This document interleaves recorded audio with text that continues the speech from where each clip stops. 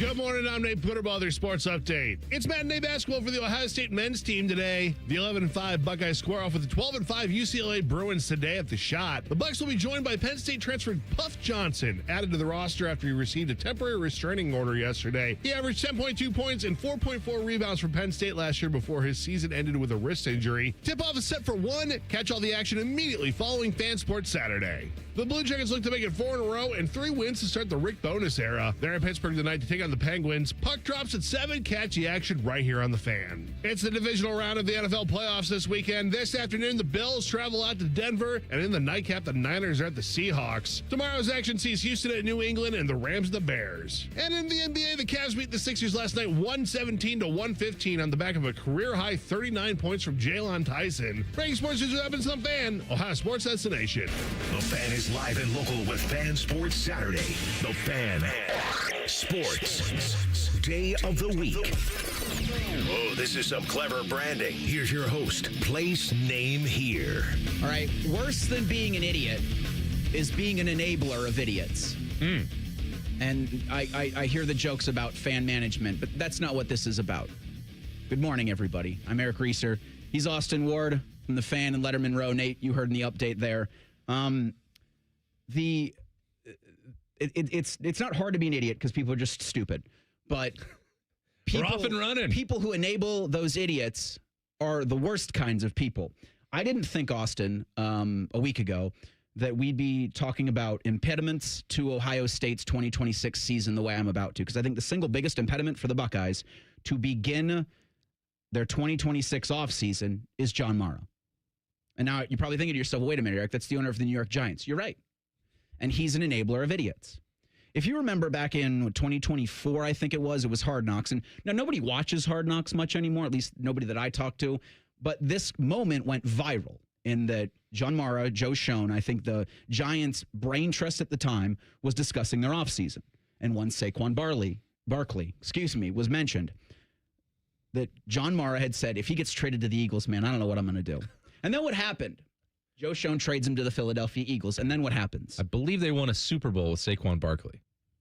So now I'm going to connect this to where we are today with Ohio State, because earlier in the week you had heard that the Giants had agreed in principle to a 5-year, $100 million deal with John Harbaugh. Okay, great. Now, all of the coaching carousel can continue to spin, right? Because with John Harbaugh, everything stops until he decides.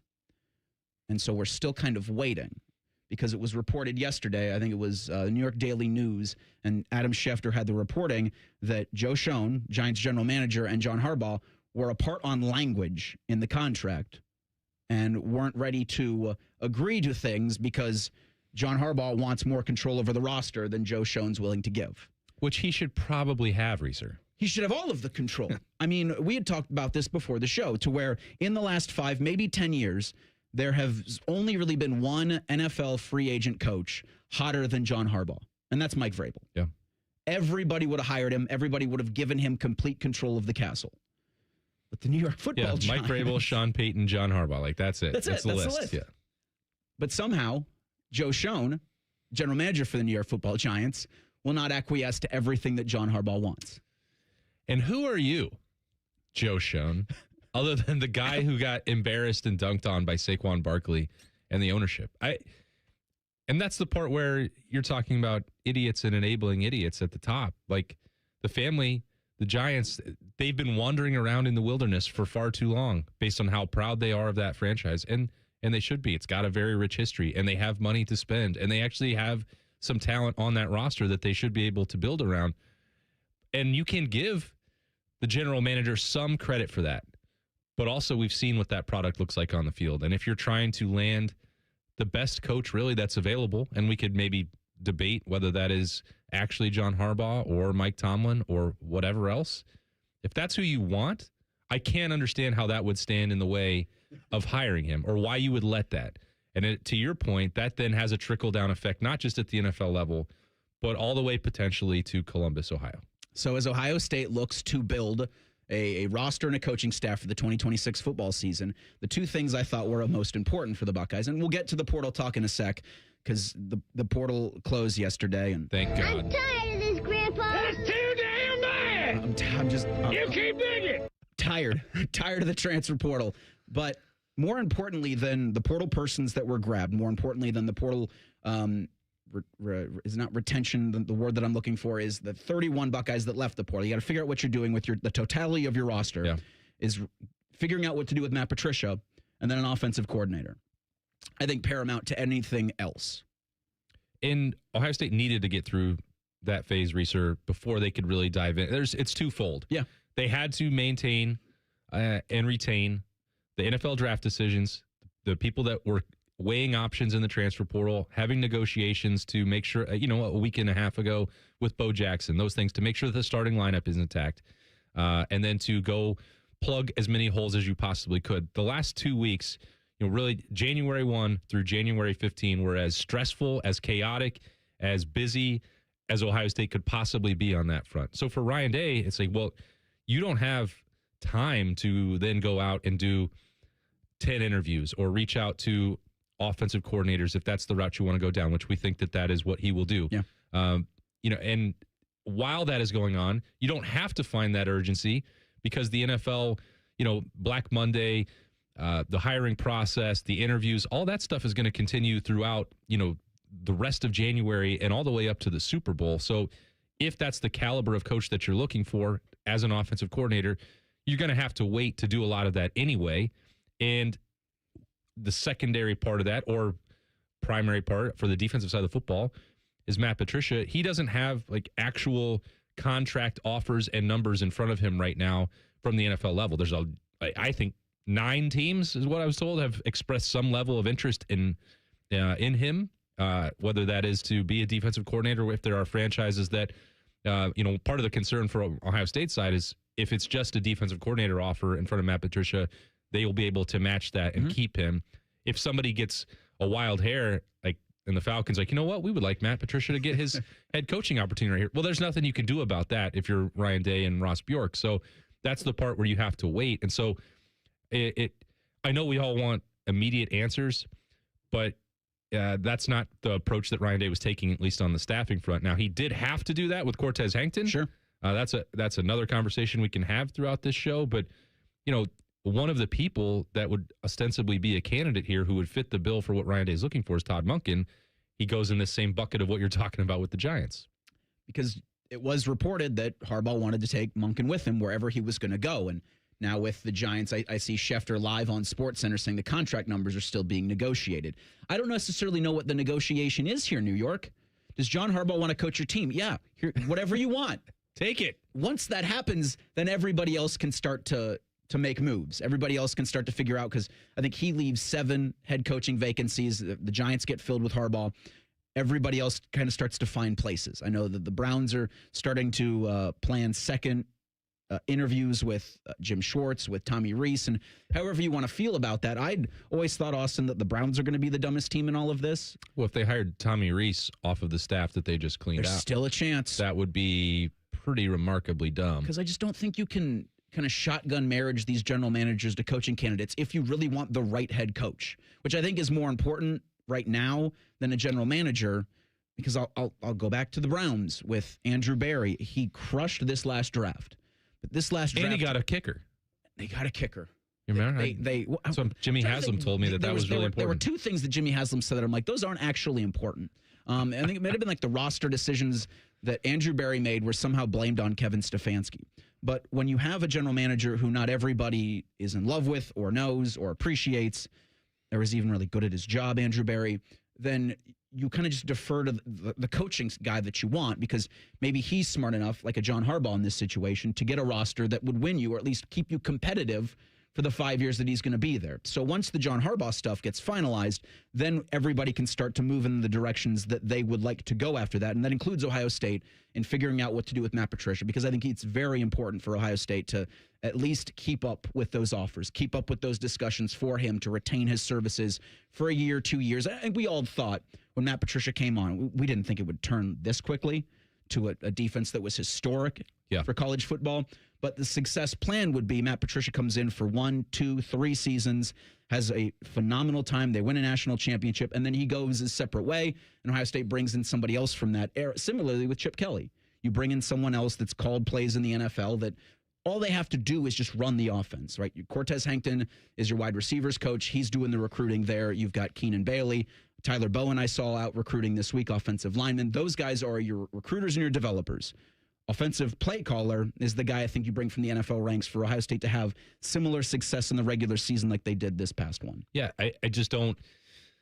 It seems pretty obvious when you lay it out there. And the reasons that Ohio State and Ryan Day chose to promote Brian Hartline a year ago absolutely makes sense. And it's not that difficult to justify. And in hindsight, we could say, well, it didn't work out. They should have continued what they started 2 years ago when it was first Bill O'Brien and then Chip Kelly. Ryan Day knows he needs an experienced veteran to be the head coach of the offense. Why didn't he just do that a year ago? Well, there's a number of factors in terms of, professional development, loyalty, roster retention, Jeremiah Smith, Carnell Tate, like all these things. And you can say it with the benefit of hindsight, whether that's right or wrong, it was entirely justified at the time. But if you're going back to that drawing board again, because at least from the Brian Hartline perspective, it worked for him to get a head coaching opportunity. And Ohio State did win every regular season game, and we know what happened after that, and we can point fingers and assign blame. But if those were the deficiencies and that Ohio State did not have a great game plan and did not execute it the way that they needed to on offense, and Ryan Day was back involved with that in the Cotton Bowl, all right, well, you probably have to revisit what you knew you needed to do 2 years ago, did that, won a national championship with Chip Kelly, and had made an effort to get an outside voice in Bill O'Brien before that. I honestly don't see how that can't be the path forward here. And we know the caliber of candidates that will take this job, will be interested in this job, will want to work with Ryan Day. We'll see what that has done for Chip Kelly, what offers are in front of Matt Patricia after just 1 year. All that's going to be very appealing. So I think it's going to work out. It just requires a little bit of patience. So John Mara, figure it out so Ohio State can figure their coaching staff out. The roster is certainly not finalized for the 2026 season, but the portal did close. And Ohio State, I don't think, has portal problems, but a couple other schools do. We'll discuss that next. It's Sports Saturday on The Fan. A lot of hosts have been on our airways in the past 30 years. Some good, some bad, some really bad. Anyway, sorry for that. The Fan. It's the biggest sale of the year, the Right Rug Flooring Clearance Sale. Save on thousands of in-stock styles, including carpet starting at 35 cents a square foot. Luxury vinyl starts at 43 cents a square foot. Hardwood and laminate start at 99 cents. Prices are material only. Unbelievable deals on beautiful quality floors. Next day installation and 24-month special financing available with approved credit. Hurry, the Right Rug Flooring Clearance Sale ends January 25th. Right here, right now. The best words to hear at the TSA security checkpoint? You're good to go. All it takes is a little preparation. Get to the airport early, bring a carry-on bag that fits in the overhead, and have an acceptable ID. Not all state-issued IDs will cut it. Check out tsa.gov/ID and see which TSA acceptable IDs make the grade, like a real ID or passport. Before you jet, do a little prep, and you're good to go. Check out tsa.gov/ID or the MyTSA app. Wounded Warrior Project helps post 9/11 veterans and their families realize what's possible. With support and resources that bring warriors together and empower them to become stronger, both inside and out. It's possible to begin healing. To get the help you need. To find peace. And as each warrior's needs evolve, so do we. Because these last 20 years are just the beginning. Learn more at woundedwarriorproject.org/possible. The nightmare of the cleared drain. Those drain clearing specials from the other guys seem like a great deal until you realize the only thing really going down your drain is your money.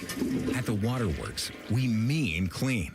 Our service doesn't just clear your drains, it cleans them too. It's done right the first time, so that nightmare of a drain becomes a dream come true. The Waterworks. Better care, better value, better results. Call 614-232-2222 to get started. Hey, what's up? It's T-Bone. Did you know January is the perfect time to replace your windows? At least if you go with Window Nation, it is. January at Window Nation is buy 4, get 4 window free time. Yes, that's the sale. Plus, with Window Nation, you can get 0 down, 0 monthly payments, and 0 interest for 2 years. Plus, Window Nation windows get a 50-point inspection before they leave the factory. They come with a lifetime warranty, and they can be installed within a day. Buy 4 windows, get 4 windows free sale. Going on now. WindowNation.com. It's a playoff Saturday doubleheader on the Fan 2. The Bills and Broncos get things started at 4 with the 49ers and Seahawks in the nightcap. Sponsored by Roosters, a fun casual joint. Catch the action on the Fans HD2 and 1460 AM. Your child's oral health milestones matter. By age 1, see a pediatric dentist to establish good oral health habits. At 7, see an orthodontist to check your child's bite, teeth, and jaws. Around 15, visit an oral and maxillofacial surgeon to have your child's wisdom teeth examined. Remember, milestones met, healthy teeth set. Visit milestonesmet.org.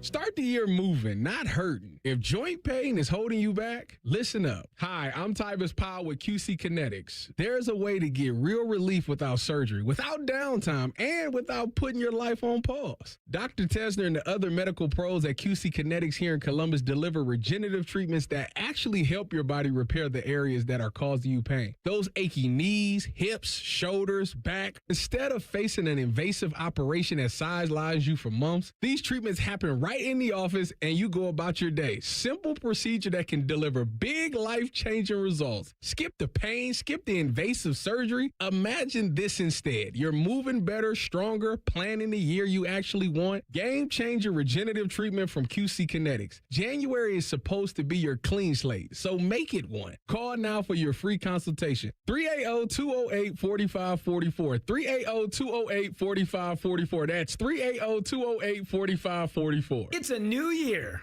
Ready for a fresh start or career reboot? At My Computer Career, prep for a more recession-resistant future in the high-demand fields of IT, cybersecurity, in months, not years, including AI. Whether you're starting out or switching careers, no prior training is needed. Attend school online from home or on campus. Go to mycomputercareer.edu to take the free career evaluation today. mycomputercareer.edu, an elite CompTIA certification partner. Financial aid is available to those who qualify, including VA benefits. You wanted to be cool, which led you to smoking, which led to a pack a day. Then you met that special someone, which led to starting a life with them, which led to wanting to live longer, which led to quitting. Then you heard you may be at risk for lung cancer, which led you to getting a low-dose CT scan. If you smoked, get scanned. Talk to your doctor and learn more at savedbythescan.org. Brought to you by the American Lung Association and the Ad Council. Fan weather. From the Logan AC and Heat Services Weather Center. Hey there, Central Ohio. I'm 10 Weather Impact meteorologist Michael Barron. We'll be out there in the mid-30s Saturday as scattered light snow continues. Temperatures in the teens Saturday night, 20s for highs on Sunday. Even colder air arriving with 10 TV Weather Impact Alert days starting Monday. That's your latest 10 Weather Impact forecast. I'm meteorologist Michael Barron on 97.1 The Fan. Catch T-Bone and Tyvus weekday mornings from 6 to 9. If you're not completely satisfied, we'll rewind time and erase your brain. For real, The Fan. Just because it's the weekend doesn't mean we shut up. This is Fan Sports Saturday. Yes, it is. Eric Reiser, Austin Ward.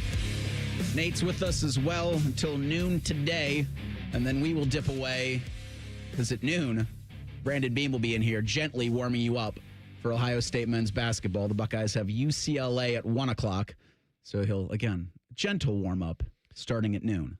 Are you promising gentle? I mean, it's Beam. I don't know. Does he do it any other way? I don't know. There can be a lot of friction. It can get rough. Oh, yeah. I've always thought of him as just a gentle one.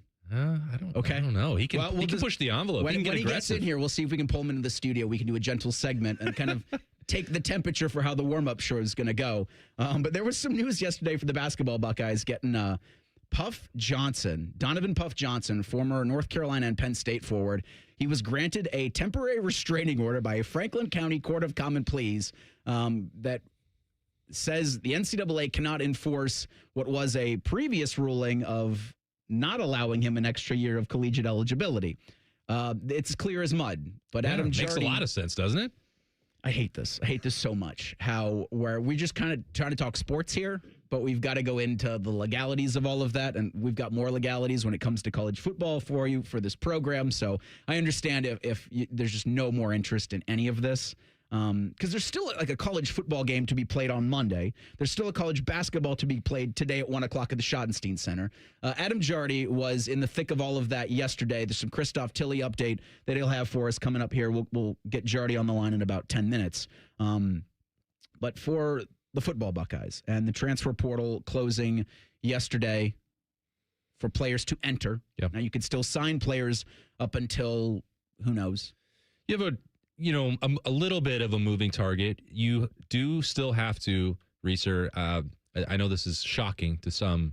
You have to be a student athlete. You do have to be enrolled in classes. So, it's not necessarily a hard and fast deadline, but whenever the ad drop date is for classes, I think that's now becoming the primary window that you're looking for. And these guys also want to be on campus. They want to be taking part in winter workouts. They want to be involved in spring camp and spring football. So the deadline to enter the portal has closed.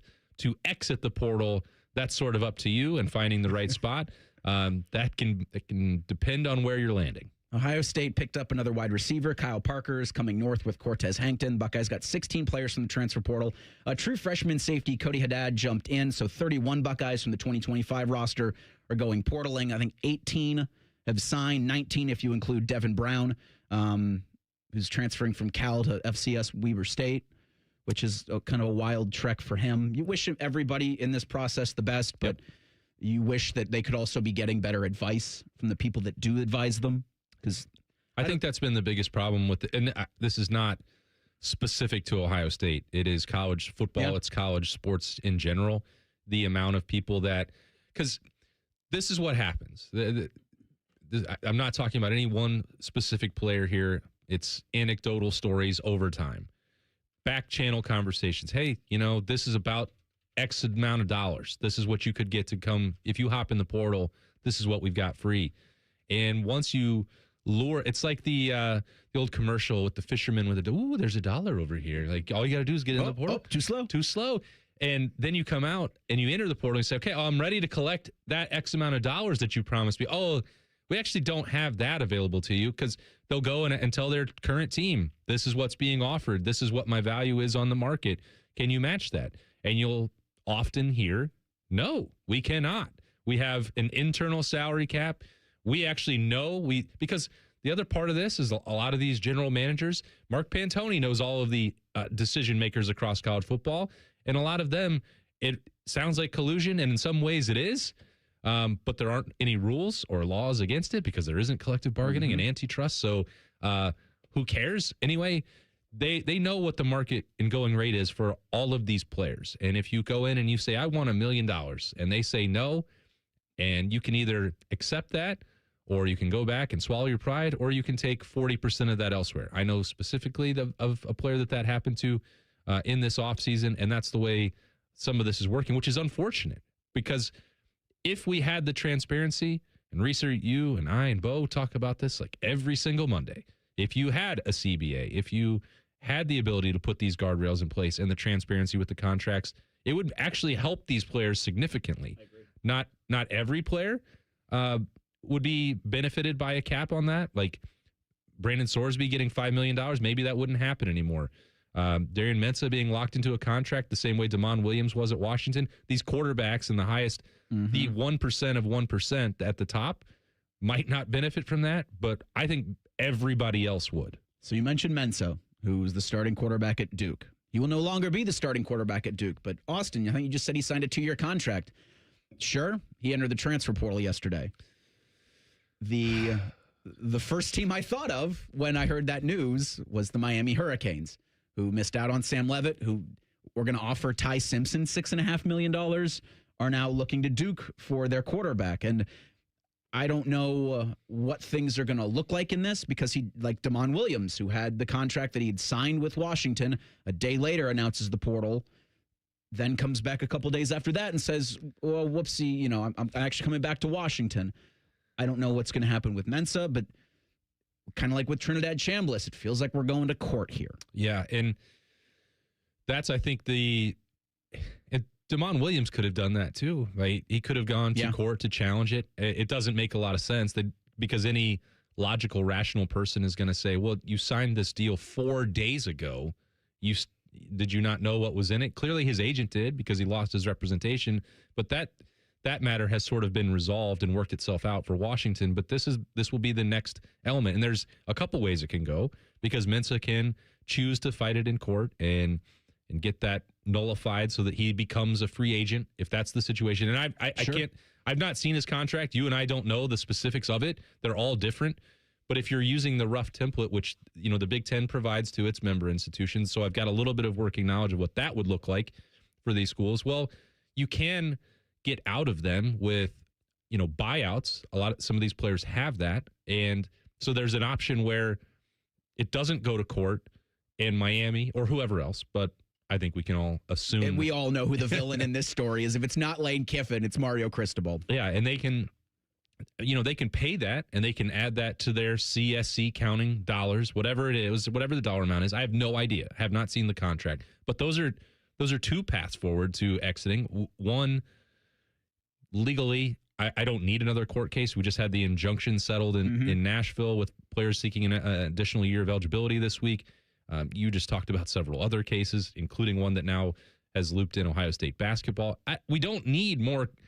Need more lawyers. Court involvement and billable hours. We don't need any of that. There are pathways for Mensah to leave, but these contracts and their enforceability is the next part of this, which is why it always steers us back to the same topic that we talk about all the time. It's incredible how all the time we have the conversations, and it's always just like, well, they need to collectively bargain this, and they need to recognize some employment status for these guys, which would rein it in so much better than what they're trying to do. And you're putting out fires constantly. And in this case with Mensah, I'm reading here from Pete Thamel of ESPN that the deal he's going into, the year 2 of his deal with Duke, will pay him up to $4 million. His contract grants the university his exclusive name, image, and likeness rights, which could prevent him from entering revenue-sharing money at the next school unless the Blue Devils would terminate that deal. There's not a specific buyout amount in that contract with Duke. Okay. It's with the transfer portal numbers, Austin, I was talking about last week. Like, people have estimates and guesses, but nobody really knows. Like, the lack of transparency in this process, in the transfer portal and all of it, makes it so much like the NBA, where the drama is almost more salacious off the court. And that's not, I don't think It's that's a not world a good thing. that college football wants to be in, because it diminishes your on-court product for the NBA, and it would, I think, sacrifice a lot of interest. And the truth of the matter is, when you're looking at this through the lens of Ohio State, and you see 31 players in the portal and constant churn on the lower third of the roster, and you think, well, you're losing really talented players like Quincy Porter, Aaron Scotts, Jarquez Carters of the world. You don't want to see that. But that impacts Ohio State certainly in a negative way. When you zoom out nationally and everyone else, and you look at this title game with Indiana being involved, or the rise of Texas Tech, some of the competitive, like, this actually has produced parity and a lot more compelling on-field products for college football as a whole. It just has come at the expense of stockpiling talent in Columbus or Athens, Georgia, or Tuscaloosa, Alabama. And here, we all look at that and say, well, that sucks for Ohio State. And it's hard to say, well, but it's better for the health of college football as a whole.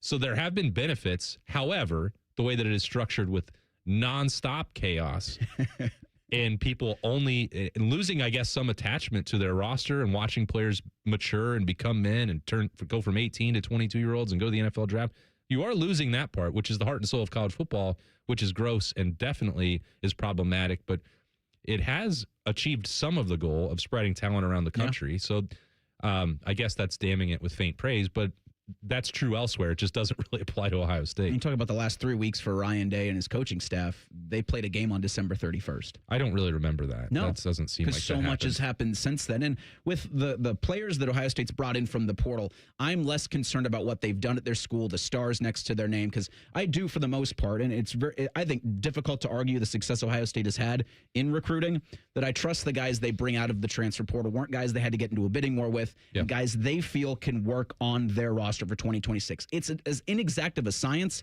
as there is. Mick Walker, he covers recruiting at Letterman Row. He'll join us at 11:30 to try to make sense of all the portal pieces Ohio State's brought in, where they factor into their 2026 roster. Ohio State men's hoops has a I don't think there's such a thing as a must win in January, but it's almost must not lose this.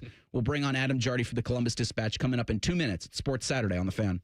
Men, the new year is here, and if you're like many of us, you're ready to improve your health. But if you're feeling low energy, not sleeping well, or not seeing results in the gym, keeping that resolution can be tough. This is Jeff for Tri-State Men's Health, and if those symptoms sound familiar, we can likely help. They often point to low testosterone, and treating low T is what we do. But this year, we're also helping men go further with 4 targeted body composition plans featuring growth hormone peptides, NAD+, GLP-1s, and more, designed to boost energy, support metabolism, enhance recovery, and accelerate fat loss. With our low T treatments combined with our body composition programs, most men notice real improvements. More energy, better focus, improved sleep, stronger workouts, and often a renewed sex drive as well. So call us. Your initial visit is just $99 and includes blood work and a medical consult. And if you start on treatment the same day, your visit is free. Call 800-900-9654 or visit tristatemenshealth.com. Featured therapies are compounded and have not been evaluated nor approved by the FDA. Provider prescription required. See website for details. The Menards 15% off bag sale is here. Whether you pack it, load it, stuff it, or stack it, if it fits in the bag, you save 15%. Need new tools? Updating your bath or faucet? Or simply want some snacks? Put them in the bag and save 15%. So pick up a bag in-store at Menards and find out how much you can fit in the bag. Now through January 24th. See store for complete details. Save big money at Menards. New year, new you, new truck from Germain Toyota of Columbus, and the deals are built tough. Drive home the all-new 2026 Toyota Tacoma with 2.99% financing for up to 48 months. Need more muscle? The 2026 Toyota Tundra delivers with 2.99% financing for up to 72 months, or take $3,000 in customer cash. Germain Toyota has the truck and the deal you've been waiting for. Shop today at Germain Toyota of Columbus, where selection, value, and trust come standard. Germain Toyota on the corner of I-70 and Bryce Road. No hot takes, no dancing, plenty of stupid. Bishop and Friends. Weekdays from 9 to noon. The Fan, Ohio sports destination. Instead of annoying national people talking to you this weekend, we've opted for annoying local people. This is Fan Sports Saturday. We're going to try to temper some of the annoyance by going out to the Bryant Heating and Cooling Systems fan guest hotline and bringing on Adam Jardy. He covers the basketball Buckeyes at the Columbus Dispatch. A big day today on the court, but a pretty busy 48 hours for you and for Jake Diebler and company. Adam, thanks so much for the time this morning. Donovan Puff Johnson is immediately eligible to play at Ohio State. Unclear if he's going to play today at the Schottenstein Center, but how did the Buckeyes and how did Donovan Johnson get here? Long story. I mean, he's been... You have 15 minutes, Jordy. He's been applying for waivers. He filed a lawsuit that was denied. This has been a process that's been going on since... when he entered the transfer portal with technically no eligibility remaining back in the spring, people were like, what the heck? Like, what's going on here? And he just kind of kept pushing the issue. And finally, he found a judge that agreed that, his freshman year at North Carolina, he only played, it was 14 games that season due to injury. And then his last season at Penn State, he only played 17 games due to injury. And going through all of his complaints or allegations, or however you want to describe them, but said that he was misdiagnosed with an injury that forced him to come back sooner, and then he re-injured himself worse. And if he'd been diagnosed right the first time, he would have been able to take a medical red shirt. And so there's a whole lot of things in play there. But I think one of the things that really stands out to me is just that, I've asked Jake Diebler multiple times throughout the summer, the fall, the season, hey, is your roster set? And he consistently has talked about being creative and looking at every possible avenue to try to address anything they can on the roster. And so you end up in a situation where they've got a player now he'll join the team. He's not going to play today. He hasn't been with the team since, ever, actually. So he's not playing today, but he's eligible as of today. Adam, so what is your understanding of what Puff has been doing to stay ready, to get ready?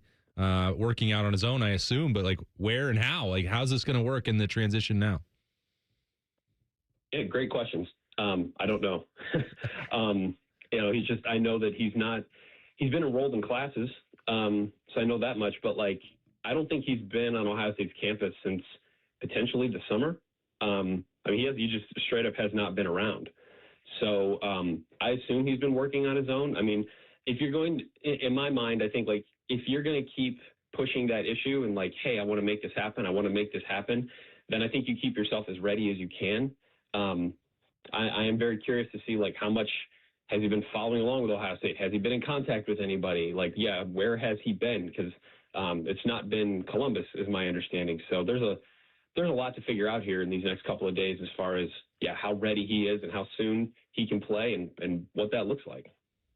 Adam Jardy, our guest, he covers the basketball Buckeyes at the Columbus Dispatch. Ohio State does have a game today against UCLA. Tip-off from the shot is 1 o'clock. We'll have pregame coverage starting at noon. Jardy, it does feel like they could use a player of Johnson's size and experience. Christoph Tilley, he left last Sunday's game with what was reported to be, we'll go hockey parlance, an upper body injury. Is he going to be available for Ohio State today? Well, we'll find out for sure in about 25 minutes or so, but I expect him to be available, yes. I think he's playing. He did take a blow to the head in that game there at Washington. Standing outside the locker room, I saw him leave the locker room under his own power, and, I mean, he was talking to people, and he was, engaging with people, moving around. He didn't have any sort of brace or anything on, so I took that as a good sign in that moment, and my understanding is it's been a good week for him. So I'm expecting him to play today unless there's been some kind of maybe crazy setback here in the last 24 hours. Adam, what's been the emphasis from Diebler and with these Buckeyes? They had a week of practices to regroup after that West Coast trip, mixed bag or maybe even a positive just that you get a split. But what did they want to get accomplished? What did they need to emphasize? Was it rest early part of the week? Did they go really hard with practice? What's been your understanding of how this week has played out for the Buckeyes? Yeah, they started off, they had to take 2 days off because they weren't able to take a day off last week because of the schedule. So they were off for the early part of the week, which I think was probably good because it enabled them to get their bodies back on East Coast time a little bit and certainly let them get some guys hopefully a little bit healthier. I mean, not just Tilley, but Devin Royal was pretty banged up in that last game. I don't know specifically what he was dealing with, but Diebler called him a warrior when he and I talked after the game. And I mean, I saw him down in the tunnel leading behind the bench, getting a lot of work in between timeouts and things like that. So, I mean, a big part of the week was definitely getting healthy. And then, start ramping it up and getting ready for, this is a big 2-game homestand. I mean, these are two teams that, you need these games to continue to try to build an NCAA tournament resume. And so I think certainly trying to build on the things that they showed at Oregon and at Washington, where they did, they played more aggressively. They had better starts. They haven't done that at home. Trying to, I think, put themselves in a position to where in what hopefully will be a good crowd today, you can come out, play well early, and maybe set a tone that, you can win some of these games and you can give fans a little bit more excitement. Adam, so you talk about the overall health of this team. Brandon Knoll out indefinitely with a foot injury. Tayson Chapman saw some of his first, it really is only a couple of minutes this season in that game against Washington. Where does Jake Diebler go for more bench depth? Are there guys I keep thinking of Matthew Grucic that, he comes over really as a kind of a professional player, hasn't seen the floor much this season for the Buckeyes. Does he go there to try to figure something else out from that bench? Not at this point, no. When we talked to Diebler on Thursday, he was asked specifically about Grucic, and he said that Diebler's made the decision at this point to just trim the rotation. And instead of trying to find minutes for guys, they're just trying to hone in on the guys that they can use, which, is common for this time of the season, but also signals that Grucic is on the outside of that right now. It hasn't been a smooth transition for him, and some of it, he didn't have a summer with the team. By the time he got to campus, he wasn't allowed to practice because of his visa and all this stuff. And so there was, there's some stuff holding him back there. I did think he was going to be a contributor this season. It was part of the reason that I really did buy into this team's depth because, I mean, he's a proven international scorer at the U18 levels and has Big Ten type of size. I mean, he's got some heft to him. It just hasn't worked out for him. And so I think when you're looking at that bench and trying to figure out, well, who's going to give you what now and how do you get more of a spark, you need to lean into Gabe Cupps to try to, be a little more aggressive, take a few more shots because he can do that. He just hasn't for stretches this season. And I think you mentioned Tayson Chapman. He showed a little bit in that Washington game. Now, I know he missed both shots that he took, but there was a play where they were on defense and Hannes Steinbach, Washington's amazing freshman center, had the ball in the paint and he kind of dribbled, stopped, and pivoted and was about to start going the other way. And Taysom read the play, drove in, knocked the ball loose, had the steal, and they came the other way. And that was a significant sign of growth for him. There's been some issues with consistency in practice and walkthroughs and things like that have kept him out of the lineup. But that was like very much he knew what was coming. He executed the game plan and did it out there on the court. I thought that was a real sign of growth for him. Adam, I'm a simple man, and I like to, put these things in perspective. You mentioned the NCAA tournament resume, and I know that there's a lot of basketball left and plenty can change. But as you sit here right now, and we've got, 3.5 hours to go till tip-off, where on the must-win scale does UCLA land for Ohio State? Well, depending on what scale you're looking at, I mean, it's high. It's really the only way to put it. I mean, they need to stack some wins. Like, they haven't won consecutive games against high major teams yet this season. They've had opportunities that have just slipped away from them, or the other team has just made a shot, and you're looking up at another 1-point loss or another 1-possession loss. They've kind of put themselves in this position where they have some decent wins. They don't have a signature win yet. And I don't know ultimately at the end of the season if beating UCLA at home ends up being a signature win. But the problem that hurt them last year was they just had too many losses. They had some good wins when you go back and you go through the resume. I mean, beating Texas to start the season, winning at Purdue, like they had some big time victories last season, but they just had too many losses. And I feel they're starting to flirt with that a little bit when they let like a Pitt game go, or when you have North Carolina down and you lose by a point. Like those things come back, and they hurt in November and December, but they also really hurt in March. And so a game like today where UCLA is good, they're not great, they're not as actually as talented as I thought they would be this season. Mick Cronin hates coming back out east. He's been very vocal about that. You have an opportunity here to take care of a team that you're favored to beat. I think it was 4.5 points when I checked last night. So, yeah, it's important for them because these are games that they should win and that they need to win if they want to build that resume. Adam Jardy, our guest, courtesy of the Bryant Heating and Cooling Systems fan guest hotline, Ohio State and UCLA. Today at 1 o'clock, read Jardy's stuff at dispatch.com. Adam, thanks so much for the time, bud. It's been a busy 48 hours. We look forward to your coverage on today's game coming up later this afternoon. Thanks for the time, man. Yeah, appreciate you guys having me. Have a good one. And we'll have coverage of Ohio State and UCLA. Today at noon, Brandon Beam. I said gently. I don't know. We'll see. We will have him on. Here's the other thing, Reiser. He's edgy because the Bears are alive in the playoffs. So I don't know how much basketball we're going to talk with Beam if we can get him on in the 11 o'clock hour, because you're right. His Chicago Bears are one game away from an NFC championship game appearance. I just saw a quote from Pat Fitzgerald that I want to run by Austin, and we'll do it in a sec. It's Sports Saturday on the Fan. The sound of Paul Keels calling a Buckeye game is erotic. Oh, yes. Your home of the Buckeyes, the Fan, Ohio sports destination. Save a good deal more during the Meijer Dollar Deal Sale, January 7th through the 20th. Shop the entire store and choose from hundreds of items, all $1 each. Fill your basket with favorites like Kraft Macaroni and Cheese, Sparkling Ice Sparkling Water, select varieties of seedless cucumbers, and Meijer Facial Tissue. The Meijer Dollar Deal Sale. That's the good life, a good deal better. And don't forget to stop by the Meijer Pharmacy for your flu shot. Available today while you shop. Exclusions apply. See Meijer.com for details.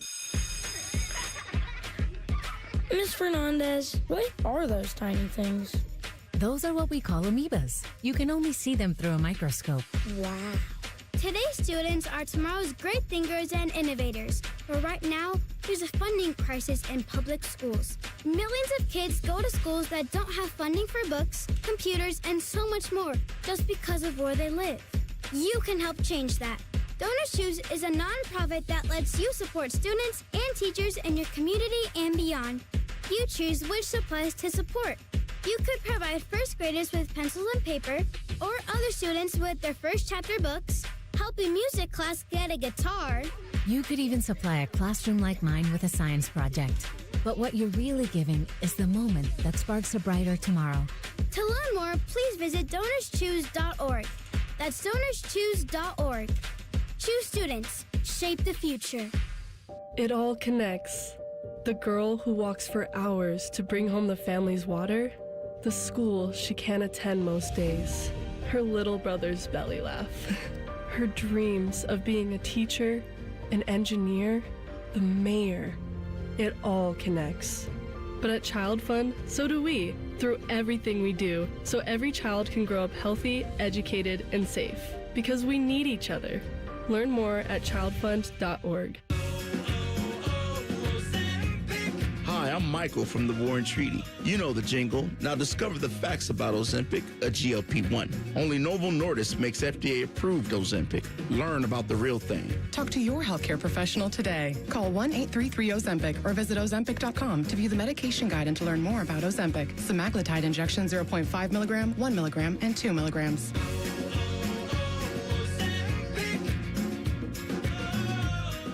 Wesley Financial Group is not a law firm. I'm Chuck McDowell, founder of Wesley Financial Group. Did you buy a timeshare because they told you it was a great investment? That's a lie. Most timeshares can be bought online for $1. To find out what your timeshare is worth and to cancel it, call us today and we'll send you our timeshare exit kit free with all your options for cancellation. Call Wesley for your free exit info guide. 800-691-9999. That's 800-691-9999. Incarceration, America's rock, metal, and tattoo festival returns this summer with Limp Bizkit, Disturbed, Bad Omens, plus Gojira, Papa Roach, A Day to Remember, Motionless in White, Ice Nine Kills, Cypress Hill, The Used, and so many more. Incarceration at the Ohio State Reformatory, July 17th to 19th. Passes on sale now at incarceration.com. If only there was a radio show that constantly talked about Ohio State athletics. Well, good news. It's real, baby. The Buckeye Show. Weeknights at 6. Proud to be your flagship home of the Buckeyes. The Fan, Ohio sports destination. Playoffs? Yeah, we're watching the playoffs at the Sportsbook at Hollywood Casino Columbus. Join me, Scotty Vegas, and Dave Biddle from On the Money Saturday, January 17th, starting at 4:30. The inflatable football toss will be out to show off your arm and win prizes. Watch and bet on the playoff games at the Sportsbook at Hollywood Casino Columbus, where Michigan fans get pie in their face, and you won't find better value than the steak dinner. Must be 21. Gambling problem? Call 1-800-589-9966. Hey. Are you driving high right now? You might be, because a whole lot of people do. They say marijuana makes them a better driver, more careful, more focused. That's probably what the guy who killed a 4-year-old thought. And now, he's in prison. You see, no matter what you tell yourself, if you feel different, you drive different. So if you're high, just don't drive. Brought to you by NHTSA and the Ad Council. Get Eco. Eco is giving away $500 in free repairs whenever you buy a new water heater. Helps restore balance to the universe. Give it away plumbers, genius electricians, and gonna make you cool again, HVAC technicians. GetEco.com. Disaster strike, fires, hurricanes, earthquakes. Direct Relief delivers. No politics, no red tape. Direct Relief is a lifeline to people in crisis. So check them out at directrelief.org. And if you can, donate. All your favorite fan shows are available when you want them. Head to 971thefan.com and hit that subscribe button. The Fan, Ohio sports destination. Sports talk, weekend style. You're listening to Fan Sports Saturday. Yes, you are. Eric Reiser, Austin Ward with you until noon today. I saw this Pat Fitzgerald comment this morning, and it brought to mind just how different everybody's trying to tackle the transfer portal, roster reconstruction, roster construction in Fitzgerald's case, and how Michigan State had $400 million donated to its athletics department in kind of a similar fashion, Austin, I thought, that what Texas Tech was trying to do. Yeah. And what Mark Cuban at Indiana is trying to do. I don't know if Pat Fitzgerald's the guy to do it, though. Everyone said, well, what happens if you give Pat Fitzgerald more talent, more resources to work with? Look what he did with Les at Northwestern. And I guess that's a compelling argument, but we're going to find out. And also, you have to accept the idea that he was doing more with less, because at the end of his Northwestern tenure, he was doing less with less and dealing with lawsuits for hazing. So I'm not sure that none of that pointed me in the direction of you must give Pat Fitzgerald another Big Ten opportunity for me. Mr. Fitzgerald was speaking at the Michigan High School Football Coaches Association's annual clinic in the home of Rob Van Dam, Battle Creek, Michigan. And it's a 5-star location. Well referenced, sir. He discussed how things are going early on. They brought in 26 portal persons, 25 portal persons, if my math is correct. They had 40 plus portal attritions. I don't know if portal attritions is the right way to phrase it, but they had more than 40 players leave. And that's what happens when coaching turnover exists, right? You have guys that came in, going to play for Jonathan Smith. Here comes Pat Fitzgerald. I'm not interested in playing for that guy. Yep. I'm going to go see if I can find greener pastures. But Fitzgerald talking about... Or less green. They're not green. Everywhere's kind of brown. And I think a lot of players are discovering this. Yeah. But Fitzgerald been talking about winter workouts. Quote, "We only had 5 guys puke, and I'm a little disappointed. I was hoping it was going to be 20. That was only a dynamic warm-up, so we've got a long way to go in East Lansing," end quote. That, folks, is a guy that just hasn't learned his lesson. Are you proud or concerned? Right. It's like he switched gears in the middle of that. Well, it was only the dynamic warm-up. I wanted it to be 20.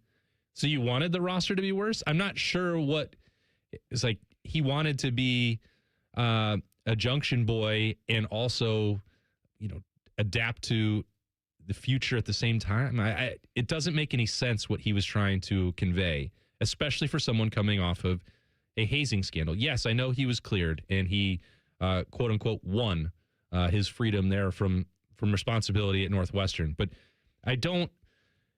that has largely been proven to not be an effective way of getting conditioning done in this day and age. You would want your players to be healthy and you would want them to survive. And if you are saying that you were hoping that 20 of them would puke, does that mean you want to get rid of 20 more players, or that the ones that you brought in are not actually athletic enough to survive your dynamic workouts? I don't understand the premise that Pat Fitzgerald is trying to convey. It is saying that you are going to you're trying to set a toughness standard, which is great. Like, that's the whole hallmark of Pat Fitzgerald. But you're the ones now that have brought in these players. It's not the old era where the roster you inherit, you have to build it from the ground up, and you need 4 years to overhaul the roster. You're doing that immediately. So who are those 5? Who are the 20 that you think weren't going to be good enough, and who brought them in? And none of this, the more you think about it, holds up to anything that checks out rationally in my brain. Research. And technically, if 5 guys are all that puke, doesn't that mean the rest of them are tough enough? Why do you want more?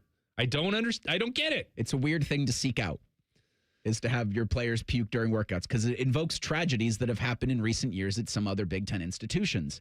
And what I keep thinking with Michigan State especially is, with the Acrisure money that came in, $400 million, probably a little bit more. Yeah. They've got the 2 mortgage guys going back and forth with the basketball team. The return on investment probably would give him 4 years to put a Big Ten championship push together. And maybe, they're going to expand the playoff. So 4 years to try to get Michigan State knocking on the playoff door? I mean, at that amount of money. Right, that price. And here's the problem. And I love this headline that I saw. It was on The Athletic yesterday or the day before. Like, has Indiana broken college football? That the programs that are love that headline, that are in the crosshairs now, especially with the level of investment that you're talking about, Reiser, that's a Michigan State. If Indiana, the losingest program in the history of college football, and Curt Cignetti, who I asked Jeeves and I binged it, he wins a lot of football games. Mm-hmm. If he only needs 2 years to get to the brink of a national championship, and everyone is saying that Pat Fitzgerald is one of the hottest coaching commodities, once he was free of the lawsuit, you must have Pat Fitzgerald. Everyone needs to interview him. Somebody needs to land him to a huge deal. If that's true, 4 years seems like a lot to me, because Curt Cignetti did it. He's the one now doing more with less, quote unquote, in year one, and then overhauling the roster in the transfer portal and bringing guys up from James Madison and finding FCS diamonds in the rough. Mm-hmm. Michigan State historically is punching at a much higher level, and it has a lot more. It has traditionally as well had a lot more financial resources to go with it. So if you're giving Pat Fitzgerald 4 years and maybe that contract demands it, the level of buyout that's involved there, fine. But if he doesn't get it flipped where they're on the brink of a 12-team or then maybe 16-team playoff by the end of year 2, that's when you start already immediately going, I don't know if this was the right fit. And then the people that are puking are the ones that are spending $400 million. And if it's the players that they've put the most amount of money into that are doing the puking, and they're sitting there in January, and then they realize that this isn't for me, they've really only got one portal window to jump into, you're already starting off on such a bad footing. I would argue that it wasn't Indiana that broke college football. College football's been broken for a while. Indiana's just broken our brains. Well, it's changed the expectation. So all the things that I said about Pat Fitzgerald and needing to do that within 2 years, is that like a realistic expectation to put on somebody? I mean, I would have to say no. That's crazy. That's why we have a lot of the other issues that are going on with the coaching carousel and buyouts that are hundreds of millions of dollars being spent on absolutely nothing except lake houses and beach homes. So that's an issue all to itself. But I'm cognizant of the reality that is going to be the way Michigan State evaluates Pat Fitzgerald and his success, because it used to be, well, what does that mean when you play for Paul Bunyan? What does that mean when you play Ohio State? And now it's going to be a head-to-head comparison between Pat Fitzgerald and Kurt Cignetti and the Spartans and the Hoosiers, and that's the world that we're living in now. Does Ohio State have any more issues that need addressed on their roster for 2026? We'll discuss that next at Sports Saturday on the Fan. We are your radio home for the Buckeyes, Browns, and all the NFL games you can handle. We may have a bit of a football problem. Oh, yeah. The Fan, Ohio sports destination. Thanks to your support, the nonprofits VetTix and First Tix have given away tens of millions of tickets and counting to vets currently serving military, the immediate family of troops killed in action, and our brave current and former first responders. These tickets are a meaningful way to say thank you to America's heroes. And now we want you to be part of the mission. Got extra tickets to concerts, games, or special events? Or want to see if you qualify? We want you to go to vettix.org and firsttix.org today. Give something to those who gave. At Great Lakes Hyundai, the savings are so good. Don't start the new year with the same old ride. Right now, score low lease payments on all 2026 models, like $149 a month for a brand new Elantra or $159 for a new Sonata. Hurry in and kick off the new year right. Columbus or Dublin or glakeshyundai.com. With proof credit $39.95 down plus tax, title, and fees. 2 year lease for 10K miles per year. New Hyundais come equipped with owner assurance and America's best warranty. A 10-year, 100,000-mile powertrain coverage. Ends 2/2. It's the biggest sale of the year, the Right Rug Flooring Clearance Sale. Save on thousands of in-stock styles, including carpet starting at 35 cents a square foot. Luxury vinyl starts at 43 cents a square foot. Hardwood and laminate start at 99 cents. Prices are material only. Unbelievable deals on beautiful quality floors. Next day installation and 24-month special financing available with approved credit. Hurry, the Right Rug Flooring Clearance Sale ends January 25th. Right here, right now. It's been a real journey since 2014 when I first had my injury. I realized that my home was just not working for me and that it was time to ask for help. Homes for Our Troops is really giving me my life back. The shower allows me to go in and turn around with my chair, pull down storage racks, automated door systems, hours of my morning given back to me. Adaptive sports are a huge part of my life, a huge part of my healing journey as well. Homes for Our Troops helped with making sure that I had a home gym so that I can continue to train. This past year, I was able to host Thanksgiving in my home. And it was the first time I was able to have my whole family in one place and I was able to contribute to the meal. There are a lot more veterans in need, and Homes for Our Troops is going to be there to help them too.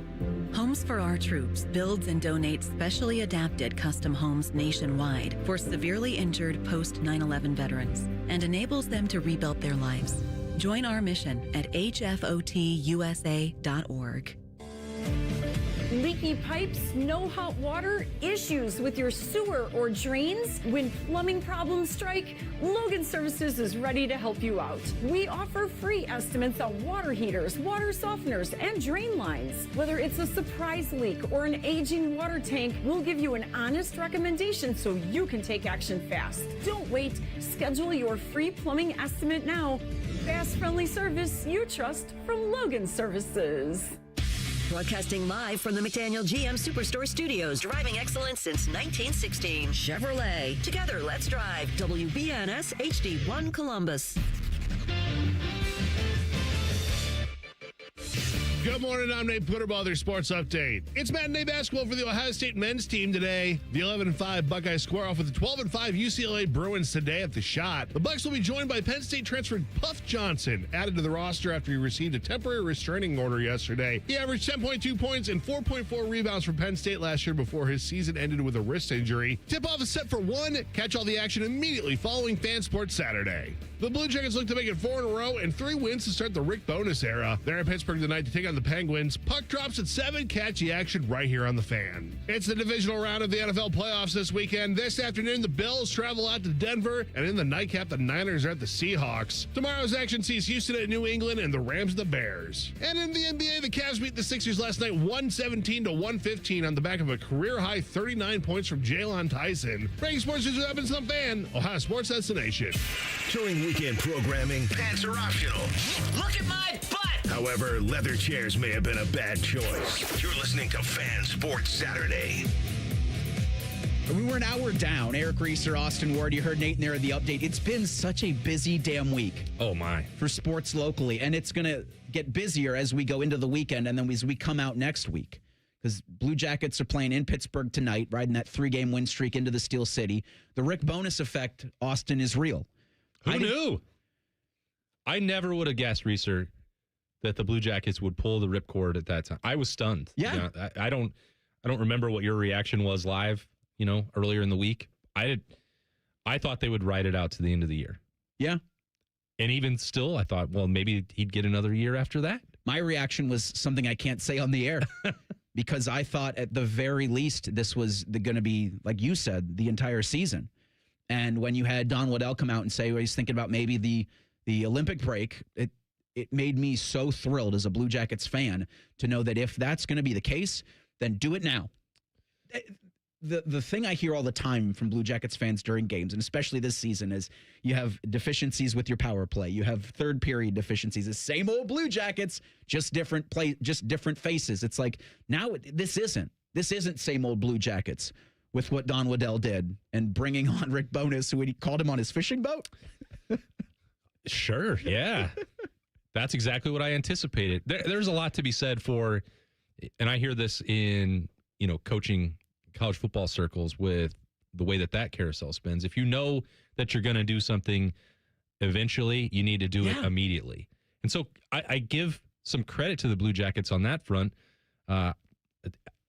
Times that we got to talk to Dean Evison, really enjoyed him. Yes. Great person. Like that, none of that matters. The results were you're at the bottom of the Eastern Conference, and even if it's unlikely that you're going to climb back into the playoff contention, it's not like the standings are out of reach. So if you think that nothing is going to get any better by the break, by the end of this season, why not try and spark some life and see if you can fix some of those deficiencies that you mentioned? I'd love to see a couple more dynamic third periods from the Blue Jackets.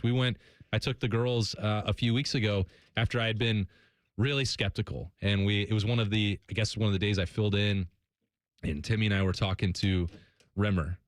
And did he congratulate you on anything you've done 10 years ago? No, he didn't, because I've not accomplished anything. Yes, you have. That's not true. But I was like, give me some hope. He said, well, just go to the game. The barn is still packed. It's a great atmosphere. I said, you know what? I will. And guess what happened? They gave up 3 goals in the third period and got blown out. And Liberty and Allie are like, is this what's been going on all year? And I'm like, yeah, pretty much. It is. This is the full experience. So, I don't want to give too much credit, because they also put themselves in this situation where they had to make the move. I know it's both ways, but at least they're being proactive and recognizing that they need something else and a new voice. And in the 2 games for Bonus on the bench, they've played like a team that thinks they could be fired at any time. Because they are a team that, outside of maybe Adam Fantilli, anybody can be fired. Anybody can be traded at this point. So all you can do, I think, Austin, to your point, is try to take advantage of the opportunity that you have left. And no longer are the Jackets in the basement in the Eastern Conference, the Metropolitan Division. That belongs to Artemi Panarin and the New York Rangers, who that breakup's going to go like this summer. So things have gone really well for the bread man in New York City with his garage and everything. Hate to see it. You've got 10 or so games left before the Olympic break, and most of those are on home ice. And so to your point about giving an effort for the fan base that's supported you for 25 years, this is factored into that in a really, really good way. And so the idea that they can take a three-game win streak on the road to Pittsburgh, and then you come back, I think you've got 5 on home ice. You can really start to show appreciation to the fan base and give everybody some damn hope coming out of that Olympic break that maybe there's an 8 to chase. That's all you can ask for right now. And I think you have to, if you are in the Blue Jackets situation, and it's been just thinking back to the sweep of the Lightning, and it feels like it was 50 years ago. Yes. The way that it has regressed since then. You're actually seeing in a lot of ways some of the regular season attendance either stabilize or, last year it was creeping up, even if the results were not matching it on the ice. Like, people here still want a reason to believe. They don't, someone like you with Cleveland sports in your blood, it's like, just give me a little hope. Right. And I'll buy in. I want to support the team. I want to be passionate. I'll be there. I'll show up. And sometimes you have to do that by making, painful moves or admitting that plan A is no longer working and pivoting in the middle of the season. That is the part where I think this is relevant. You look to the fan base and say, you guys are showing up, and we don't want to jeopardize that. We're not just going to play this string out and hope that lightning strikes at the end of the season, and then you take a 7-game win streak into the end of March and carry that through the offseason and then buy season tickets. Given how long it has now been since that playoff victory, I do think that there's an element at play here where you have to consider not just what the product on the ice is, but in the rest of the building, and show some recognition to that fan base. We see that you're coming out and supporting this program, this franchise. We're going to try and correct this as quickly as possible and rip this Band-Aid off. Kudos to them for that. Especially when you're asking for several $100 million for stadium renovations. That's some part of it, too. Things like this are really important. Jackets Penguins, puck drops at 7 o'clock over in the Steel City. We'll have fan pregame coverage at 6:30. So the transfer portal closed yesterday. Ohio State got 16 portal players. 31 by my count have gone in search of greener pastures. 19 have landed elsewhere. Now, the portal is closed, so players can't go into the portal except for at Miami and Indiana, who have a couple of days after Monday's title tilt to do that. But players can still be signed. So, Austin, now that we're removed from the portal being open, do you think Ohio State's got any more targets that they'd like to try to land before they say, all right, pencils down, 2026 roster, final? Yeah, we'll see exactly if there's any surprises that emerge from Miami's roster. I think primarily, not necessarily Indiana's. So they'll have 5 days after the national championship game. And there have been some players that Ohio State has recruited, and I'm not projecting or expecting that to happen, but there are some players that would force them to reconsider their plan. They will always look for opportunities to evaluate and upgrade. The people that are on Miami's roster and Indiana's roster, they already know very well. So that's not going to be a difficult process for them if that happens, if there's something that emerges for some tires to be kicked. But if you look at this, really overall, outside of hosting, the pair of twins, defensive linemen from Florida State, and trying to maybe see if you can financially make that work. I think more than anything else, the opportunity for playing time, the potential to develop at Ohio State, all that is clear already.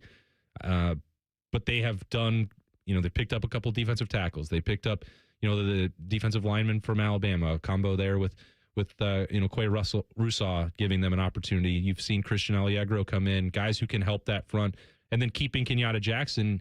You look at this work that they've done defensively, that's where most of the heavy lifting had to be done.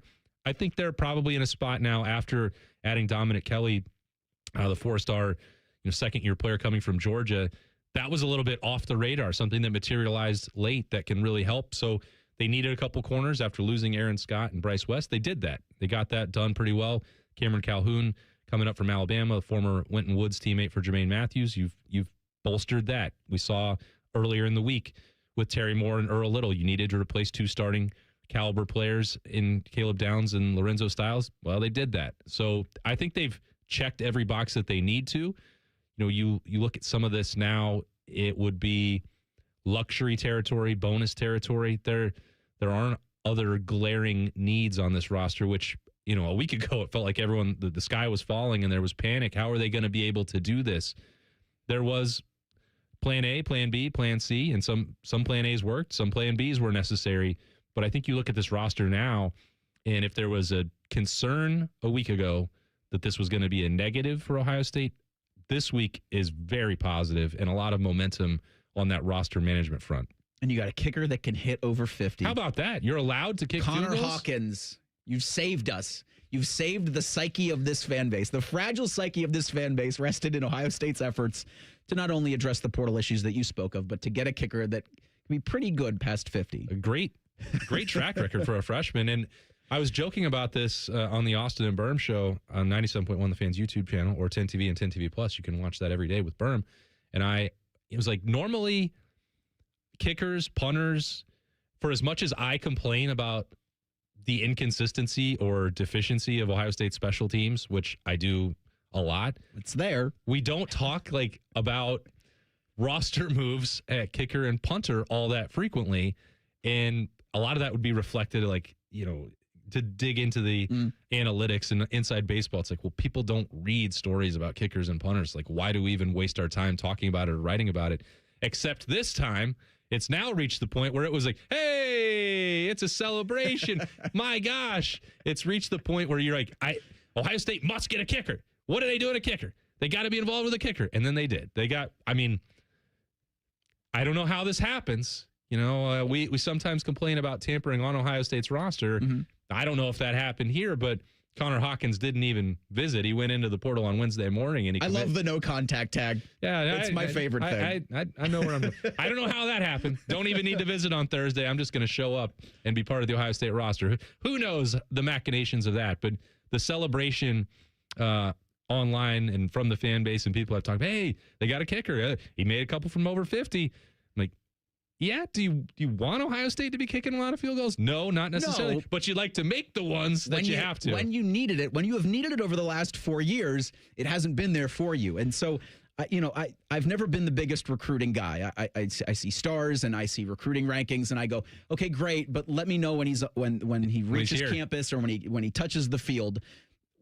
With Hawkins, I think there's been a deficiency there for Ohio State for the past couple of seasons. And yes, it's great to have when you need it in situations that we've seen from this Buckeye team. With these 16 portal players, you have almost, including Hawkins, you really no idea how they're going to mesh with the coaching staff, how they're going to mesh with the rest of the roster, and what exactly their role is going to be this upcoming season. It's impossible. And extrapolate that to every single team in college football. Like you thought that Carson Beck maybe could provide something for Miami, but you didn't think he'd be playing the best games of his entire life for the Hurricanes in the college football playoff. Well, and that's the risk of the transfer portal, Reiser. Like, if you look at a year ago, in the way that we talked about Ohio State's offensive line, they needed to get a tackle. And they took two, because you never know what's going to happen. And Ethan Onyanwa was the higher priced addition, and he barely played at all at Ohio State. They hit on Phillip Daniels. He exceeded the expectation, took that right tackle job and ran with it. That's the risk that you run when you have to dip into the portal. And anymore, that's why you're seeing, I think, a shift overall in the philosophy from Ohio State, which is proven Power 4 players that are available to them. No longer can you just take a gamble on hope this hits or potential, because if you're going to invest, high 6 figures or even 7 figures for some of these players, you're not hoping that's for 2027. It must be a return on investment in 2026. So guys like Terry Moore, it's not a certainty when you come off of an ACL injury, but you're looking at what he did in 2024, and he was actually, according to PFF, and I know that this is crazy, and I know you take it with a grain of salt. Do it. He was a higher graded safety than Caleb Downs in 2024. I know that that's ludicrous. Caleb Downs is a generational player. We all saw what he did for the last 2 years for Ohio State. But if you hit on that and he comes back fully healthy, that's someone that you're immediately putting in there who has shown he can compete at the highest level. So that's the buzzwords for Ohio State in this portal window were versatility and veteran. Those were the two V's that were critical here. And you have to have proven that you can play at the highest level and that you can play in multiple spots, because the overarching shift here is down from 65 to 70 players on your depth chart and you're 2 and 3 deep that you want to rotate in and have that depth throughout the course of the year. Indiana and Miami have actually shown this template. You're paying at the very top, and you're going to play 42, 45 players like an NFL team. And who would have thought we would be saying that Ohio State needs to borrow a little bit something from Indiana? But that is the right idea. And other programs were already doing that, Miami as well. They didn't rotate on defense in the Cotton Bowl at all. No. And that's the world that you're going to have to shift into, and Ohio State is doing that. Mick Walker, your colleague at Letterman Row, is going to give us a better understanding of how these portal persons will fit into Ohio State's roster, and just a better overall portal conversation we'll have with him at 11:30. There is a wrench in the NFL's coaching carousel, and we'll try to explain how that might affect Ohio State coming up next. Sports Saturday on The Fan.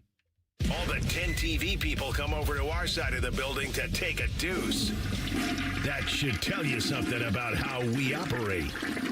The Fan. Below freezing? Fire up the grill. At Billiards Plus, the grilling season never ends. While you're grill shopping, you'll love browsing Central Ohio's largest selection of pool tables, game furniture, and shuffleboard. Family owned and operated. Billiards Plus on Dublin Center Drive in Dublin. What can ADP do for small business? We help answer the business questions, like how do you track employee time? How do you do payroll taxes? Or what does compliance even mean? So small businesses can focus on bigger questions. Now florists can ask, can we invent another holiday to sell bouquets? Pizza shops can ask, how do we stuff a calzone into a pizza crust? And pool cleaners can ask, what is that thing in the filter? These are the questions you can focus on when ADP takes care of the business of your small business. ADP for small business. Get Eco. Hey, Aaron, you know how it seems like everything just moves faster nowadays? You mean like technology and all those crazy inventions? Well, our furnace repair buyback program means you can slow down and take your time deciding what to do. Get Eco. We act fast so you can plan slowly. You're right, Jerry. If your furnace fails in the dead of winter, call us. We'll be right there to fix it the day you call. Boom. We're there. It's fixed. Get Eco. But our repair buyback means you still have time to think it over in the warmth and comfort of your toasty warm home. And if you decide you'd rather replace that old clunker, instead of fixing it every year, we'll credit the money you spent on repairs against the purchase of a brand new furnace, up to $1,500. We act fast so you can plan slowly. How long have you been working on that line? Good poetry takes time, Aaron. Get Eco. GetEco.com. At St. Jude, every innovation we make is a moment we give to children with cancer everywhere. But we can't do it without you. Learn more at stjude.org. It's a playoff Sunday doubleheader on The Fan. The Texans and Patriots kick things off at 2:30 with the Rams and Bears in the nightcap. Sponsored by Roosters, a fun casual joint. Your radio home of the NFL, The Fan, Ohio sports destination. People don't realize that glaucoma is one of the leading causes of blindness. Because there are often no early symptoms, nearly half of those with glaucoma may not even know they have it until vision loss has occurred. I was diagnosed with normal tension glaucoma in July of 2020. And what we found out at that point was I had already lost 40% of my sight. You think it only affects people that are, 75 or older, retired, grandparents, and that's not the reality of it. I didn't think at all glaucoma was going to affect me because I didn't know of anyone that had glaucoma, no one in my family. When you have glaucoma, you can't get back that sight that you lost. And so early detection and treatment is vitally, vitally important. Don't miss life's most beautiful moments. Schedule an eye exam today. National Glaucoma Research, a Bright Focus Foundation program, offers free resources and tips for healthy vision. Learn how to protect your sight at stopglaucoma.org. Bag huge savings on your painting projects at Menards. From your kitchen and bath to doors and trim, and even your ceilings. Dutch Boy has the perfect choice for your painting projects. Dutch Boy's Durafighter is a tough paint and primer that provides great scrub resistance and durability. Durafighter interior paint starts at $27.75 a gallon. Get an additional 15% savings on all Dutch Boy paints when you put it in the bag. See store for complete details. Save big money at Menards. Once there was a man who couldn't stand. A mom who couldn't wait. A scientific community that said it couldn't be done. And then you. And then I. And then we. Brought neuromuscular disease into screaming color with the Muscular Dystrophy Association. For 75 years, our voices have thundered through the halls of Congress. We've willed the impossible into existence. We've pushed the science, Raised the funds, shifted the narrative, and transformed the reality of life with neuromuscular diseases. For 75 years, we've built communities together. established the field of neuromuscular medicine, and made it thrive. Call that a legacy. Call it impact. Call it momentum. just call it ours. Because it's the generations of community heroes that give MDA the strength we have today. And until neuromuscular disease is a thing of the past, you couldn't stop us if you tried. Join us and celebrate 75 years of breakthroughs at MDA75.org. Listen up, football fans. You won't want to miss this. Right now, new Bet365 customers bet $5 and get $200 in bonus bets, win or lose. So you could turn that $200 into something bigger when you bet on money line, spread, totals, player props. $200 in bonus bets when new customers bet $5. I know where I'm going to bet from now on. Download the app today and see why it's never ordinary at Bet365. Gambling problem? Call 1-800-GAMBLER. 21 plus only. Must be physically located in Ohio. T&Cs apply. In-app only. Fan weather. From the Logan AC and Heat Services Weather Center. Hey there, Central Ohio. I'm 10 Weather Impact meteorologist Michael Barron. We'll be out there in the mid-30s Saturday as scattered light snow continues. Temperatures in the teens Saturday night, 20s for highs on Sunday. Even colder air arriving with 10 TV Weather Impact Alert days starting Monday. That's your latest 10 Weather Impact forecast. I'm meteorologist Michael Barron on 97.1 The Fan.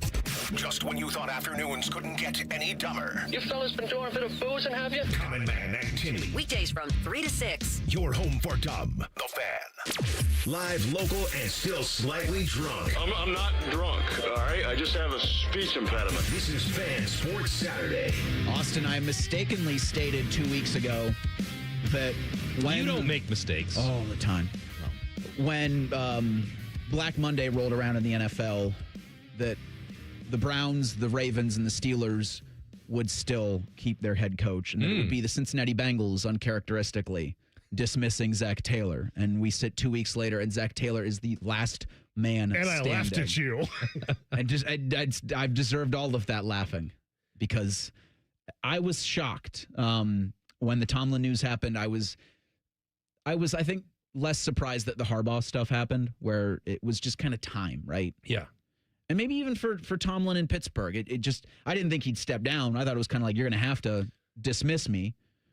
But it felt, I think, healthy for both parties in both situations to just go separate ways, try to figure out, all right, what's next for Tomlin, if he's going to even coach in 2026, what's next for the Steelers, similarly for the Ravens, who that roster's ready to go, maybe just with a new voice in the room. I've said this, both college football and the NFL. You know, you can get complacent, you can get stale. It doesn't mean that you've lost the ability to still be a very good coach, but a new challenge and lighting that fire and rediscovering that passion, the things that made you great initially. Mike Tomlin did a phenomenal job with that consistency. And I know that became a point of contention for Pittsburgh fans that, well, yes, he didn't have these losing seasons, but are we going to ever win a playoff game again? That's the new, you want something more.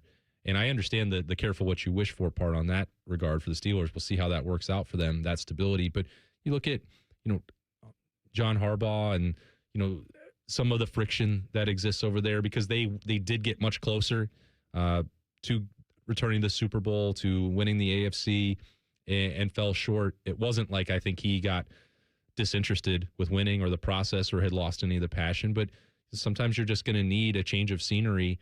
And I feel like the entire AFC North should have done that. Yeah. I think that, I wish Zach Taylor the best. And maybe they should have just swapped Stefanski and Zach Taylor and seen what happened with the different rosters. I think that would have been a cool little intra-division trade on the coaching staff. I'd have been fine with that. I think everybody's going to be better off with this. To your point, they're still very good coaches. They're going to be in demand. And you could have easily been right. Because you could have made a case for keeping all of them in place. But, maybe they should have just spun the wheel and let Harbaugh go to Cleveland and Tomlin go, to Baltimore. And imagine some of the storylines we could have seen there and Zach Taylor anywhere else. But whatever. These things needed to happen, I think, and for the good of everybody, not just the organizations, but the coaches, because I think they're all very good coaches. I don't I don't think that in normal situations you'd say these guys must be fired. Now, Cleveland is not a normal situation in any time of year. Ever. But they're all going to find homes. They're all going to, I think, probably be successful at their next stop. Maybe if the Mara family can come to terms with John Harbaugh, that might be the most challenging job any of them could have, honestly, because of some of the deficiencies with the roster. But we'll see. I think that this is the right move for everybody. So with the New York Giants, who have at least agreed in principle to a deal with John Harbaugh, 5 years, $100 million. There's still language in the contract that needs to be reworked before the deal can be officially official. What's being reported is that Joe Schoen, the general manager of the team, and Coach Harbaugh, or I guess who they would have hoped would be their Coach Harbaugh, were at odds over total roster control and then other financials in the actual contract language, which to me screams, why didn't you just fire the general manager and have John Harbaugh do it? If you want John Harbaugh, he's got to have control of that roster, really total control of that organization. Well, especially if you're going to pay him $20 million a year. Yeah. We've kind of brushed over that side of it, because that's an obscene amount to be paying for a head coach. I mean, Makes me believe that the Giants think they're ready to go. They've got a quarterback. And I thought it was wild the kind of reach they did for Jackson Dart, but agreed. As long as you can have him run out of bounds and keep him healthy, and then have Cam Scatterbo not run into brick walls, you've got something there. There are pieces to work with, which is why, because in what other situation would John Harbaugh be saying, well, I am the most coveted coach on the market. He can basically choose any of the ones he wants. Why would he be choosing the Giants? Well, he must believe that what they have in place there at quarterback, if they get a healthy backfield again, that some of the draft stock equity that they've invested on the defensive side of the football, that the bones are there for that team to be very good. Or else you could go, wherever. He could have gone to Cleveland. He could have gone to Tennessee. We know all the jobs that are available. That's somewhere that he wants to be, and clearly the Giants want him. That level of investment in a head coach is nuts if you don't trust him to do everything that it goes into the day-to-day operation. But he can demand whatever he wants. If he's got all the leverage, if he's the belle of the coaching ball right now, and that's what he needs, you can either give it to him or not, because he's got other options and somewhere else he can go. Just to play devil's advocate here, haven't we seen enough examples where giving the coach full roster control usually ends in disaster to understand why they might be hesitant to say no to that?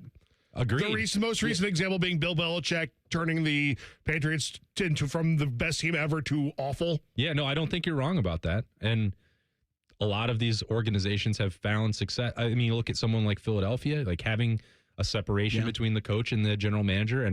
But I think the difference is Philadelphia and Howie Roseman have proven that they know what they're doing year in and year out when they're building a roster. And I don't know if that's true for the Giants. And that's the complicating factor. We did talk about some of the good pieces that they have on their roster, Nate, but how did you get into this spot? Right. How are you picking at those positions? Like, how are you able to get a Kayvon Thibodeau? How are you able to get the defensive end out of Penn State? How are you Carter, how are you picking in those spots? It's because the on-field product just hasn't been there. And to your point about being paid $20 million a year, that's not being paid to go in and have discussions on roster pick. That's not like a collaborative paycheck. That's a I'm in charge of this whole thing kind of paycheck, because this is probably John Harbaugh's final job. He was at Baltimore for 18 years, and now a 5-year deal feels like once that's done, he is done coaching. And so if you're the New York Giants and you really want your guy, you can't be spilling over into 5 days and what per Albert Breer will spill over into the weekend, because Joe Schoen, their general manager, just isn't on the same page with John Harbaugh. And to me, that goes to John Mara and be like, what kind of dumbass organization are you trying to run here with this? If you want John Harbaugh and you're paying him that much money, he runs everything. If you don't, then go have a third interview with Kevin Stefanski. Go try to get this 30-year-old offensive coordinator from Carolina or Tampa Bay. Do one of those Nathan things. Shieldhouse. Something to that extent. John Harbaugh's going to want the control, and if you want John Harbaugh, you probably got to acquiesce some of that. There are actual football games that are being played in the NFL this weekend. I know, it's a crazy thing. And then Monday night, there's the national championship game. Oh, my God. Are any of the 4 divisional round games of interest to you from a rooting perspective? I feel so happy, and I'm living vicariously through Brandon Beam right now. We'll talk to him at the end of this show as he gets ready to gently or roughly lead everybody into the Ohio State basketball game at 1 o'clock. Warmly. I was texting him last week during that comeback. I was telling you earlier, Reiser, I haven't been as invested in the NFL as I am or have been throughout my entire life this year, just partially because of the Bengals, partially because of, coverage with the Buckeyes all year. Yeah. But the fourth quarter of Bears-Packers was insane football. And I'm glad that I was tuned in for that one last week. But I want him to enjoy this because the Bears have been wandering around in that playoff wasteland and looking for success for a long time. And just watching him be so distraught over the losses over the last few years. And I was texting him in the fourth quarter. I said, never a doubt. I never doubted my Bears that they were coming back. And he said, of course not. But he didn't respond to me until after the throw hit the ground. So I know that he was on edge. I was like, come on, man. This is fourth quarter Bears. For Chicago to beat Los Angeles, and the Rams are 3.5-point road favorites right now, you're going to need Caleb Williams heroics. And I think you're going to get more. It's similar, maybe even more Caleb Williams heroics than you got last week against the Green Bay Packers if you're going to beat 38-year-old MVP Matt Stafford. You started this segment by being brave and saying that you said something wrong and a mistake. I was so wrong about Caleb Williams. I got to follow your lead. I did not think. I thought he was done. So many people thought he was done, and here he is now, one game away from an NFC Even when he was championship. picked, I'm going back to the end of the USC career. I said, I don't see it. The generational prospect, this stuff, he can throw a ball 70 yards off of 1 foot spinning around and doing a 360, but is that going to win him games? Well, no leadership over at USC at all. Painted nails and all this. Well, it turns out some of those one-legged throws and fadeaways can work and are pretty good at the NFL level. So I was wrong about Caleb Williams and to the benefit of Brandon Beam. So 4 NFL divisional games on the docket this weekend. You've got a college football national championship game coming up on Monday between Miami and Indiana. What does Ohio State need to do to get back to the title tilt in 2026/2027? Tyler Danburg will join us in 2 minutes. Sports Saturday on The Fan. Hello, it's John Kozik, founder and president of TurboTrack Realty, and I buy houses as is, fast for cash. Call me today for an all-cash offer on any of your properties, and we can close within days at 614-470-2000, 614-470-2000. Do you own a property that's outdated and needs thousands of dollars in repairs? Great, I'll buy it. Give us a call today for an all-cash offer at 614-470-2000, 614-470-2000. Would it be convenient for you if you could simply take what you wanted and leave the rest behind? Great, I'll buy it. I buy vacant properties, inherited homes, divorce situations, death in the family, apartment buildings, rental portfolios. I even buy my tenant won't pay me the rent houses. Call TurboTrack Realty today for an all-cash offer and speak with one of our friendly staff members at 614-470-2000, 614-470-2000. My mom is a veteran and she was injured in the line of duty. I hurt my leg in a training accident when she was only 2 years old. She had 7 different surgeries over the span of 9 years, and there were tons of complications. I couldn't be the mom my kids needed me to be. She missed so much. After my last surgery, I got an infection so bad I thought it was going to kill me. I told her she couldn't leave me yet. There was still so much she had to see. I hadn't even graduated. I'm doing much better now. I may have lost my leg, but I've gained so much. I'm an active part of my kids' lives. She can kick a mean soccer ball. DAV's been there for me and my family. Through thick and thin, they've had our back. Every year, DAV helps more than 1 million veterans like Sandy get the health and disability benefits they've earned so they can achieve victories great and small. My victory is getting my life back. I got my joy back. We got our mom back, thanks to DAV. Support more victories for veterans. Go to DAV.org. T-Bone and Tyvis are everything you want in a delicious breakfast. Lots of empty calories, no nutritional value. Weekday mornings from 6 to 9. The Fan. Garnish your Bloody Mary with sports talk. You're listening to Fan Sports Saturday. Yes, you are. Eric Reiser, Austin Ward rolling along with you until noon. There is that national championship game this coming Monday in Miami. The University of Miami, I guess, hosts Indiana, though the Hoosiers are 8.5-point favorites, and it's going to be very crimson, I think, at Hard Rock Stadium. I saw, who was it? Holly Rowe down there in Miami last night doing a report on SportsCenter. It was like in the Miami practice facility. Like, imagine forget about playing it in your home stadium, which is generally not filled to capacity with Miami fans anyway during the regular season. But like just having that sense of normalcy throughout the week in your like you can be in the practice facility, you can be on campus, you can do all the things that you normally do. Like I don't know. I assume they're still going to check into the normal team hotel and all the things that you're required to do for the college football playoff. But just even having that opportunity available to you is wild to me.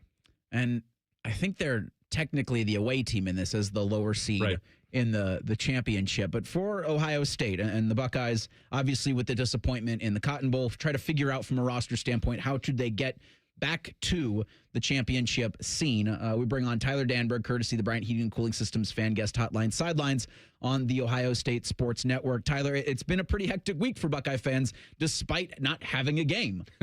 From your vantage point, has Ohio State done enough with their roster in terms of portal acquisitions, guys announcing a return instead of going to the NFL? Do you think the Buckeyes have done enough with their roster to compete in 2026, even compete for a national championship, I should say, in 2026, with that schedule that's in front of them? Eric, Austin, Nate, great to be with you guys. That schedule is going to be really daunting. There's no doubt about it.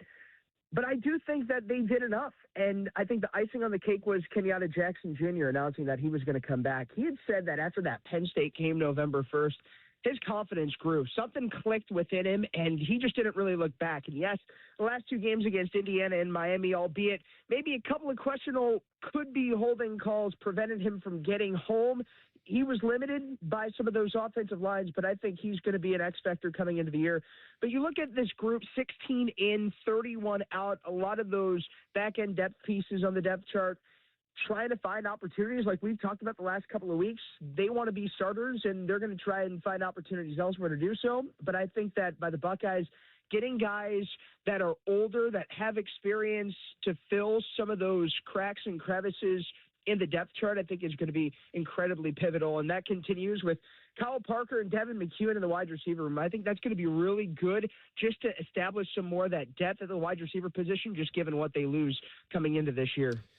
TD, Berman, I got a question on the Friday episode of the Austin and Berm show that I thought was really good, and I want to spin it back at you and maybe Reiser later on, which is if you could force, or if you just happened to get one of the NFL guys who did declare for the draft, so Caleb Downs, Carnell, Arvell Reese, Caden McDonald, someone who's leaving the Ohio State roster with eligibility left, if you could force one of them and only one of them to return, who would have been the most critical in your mind?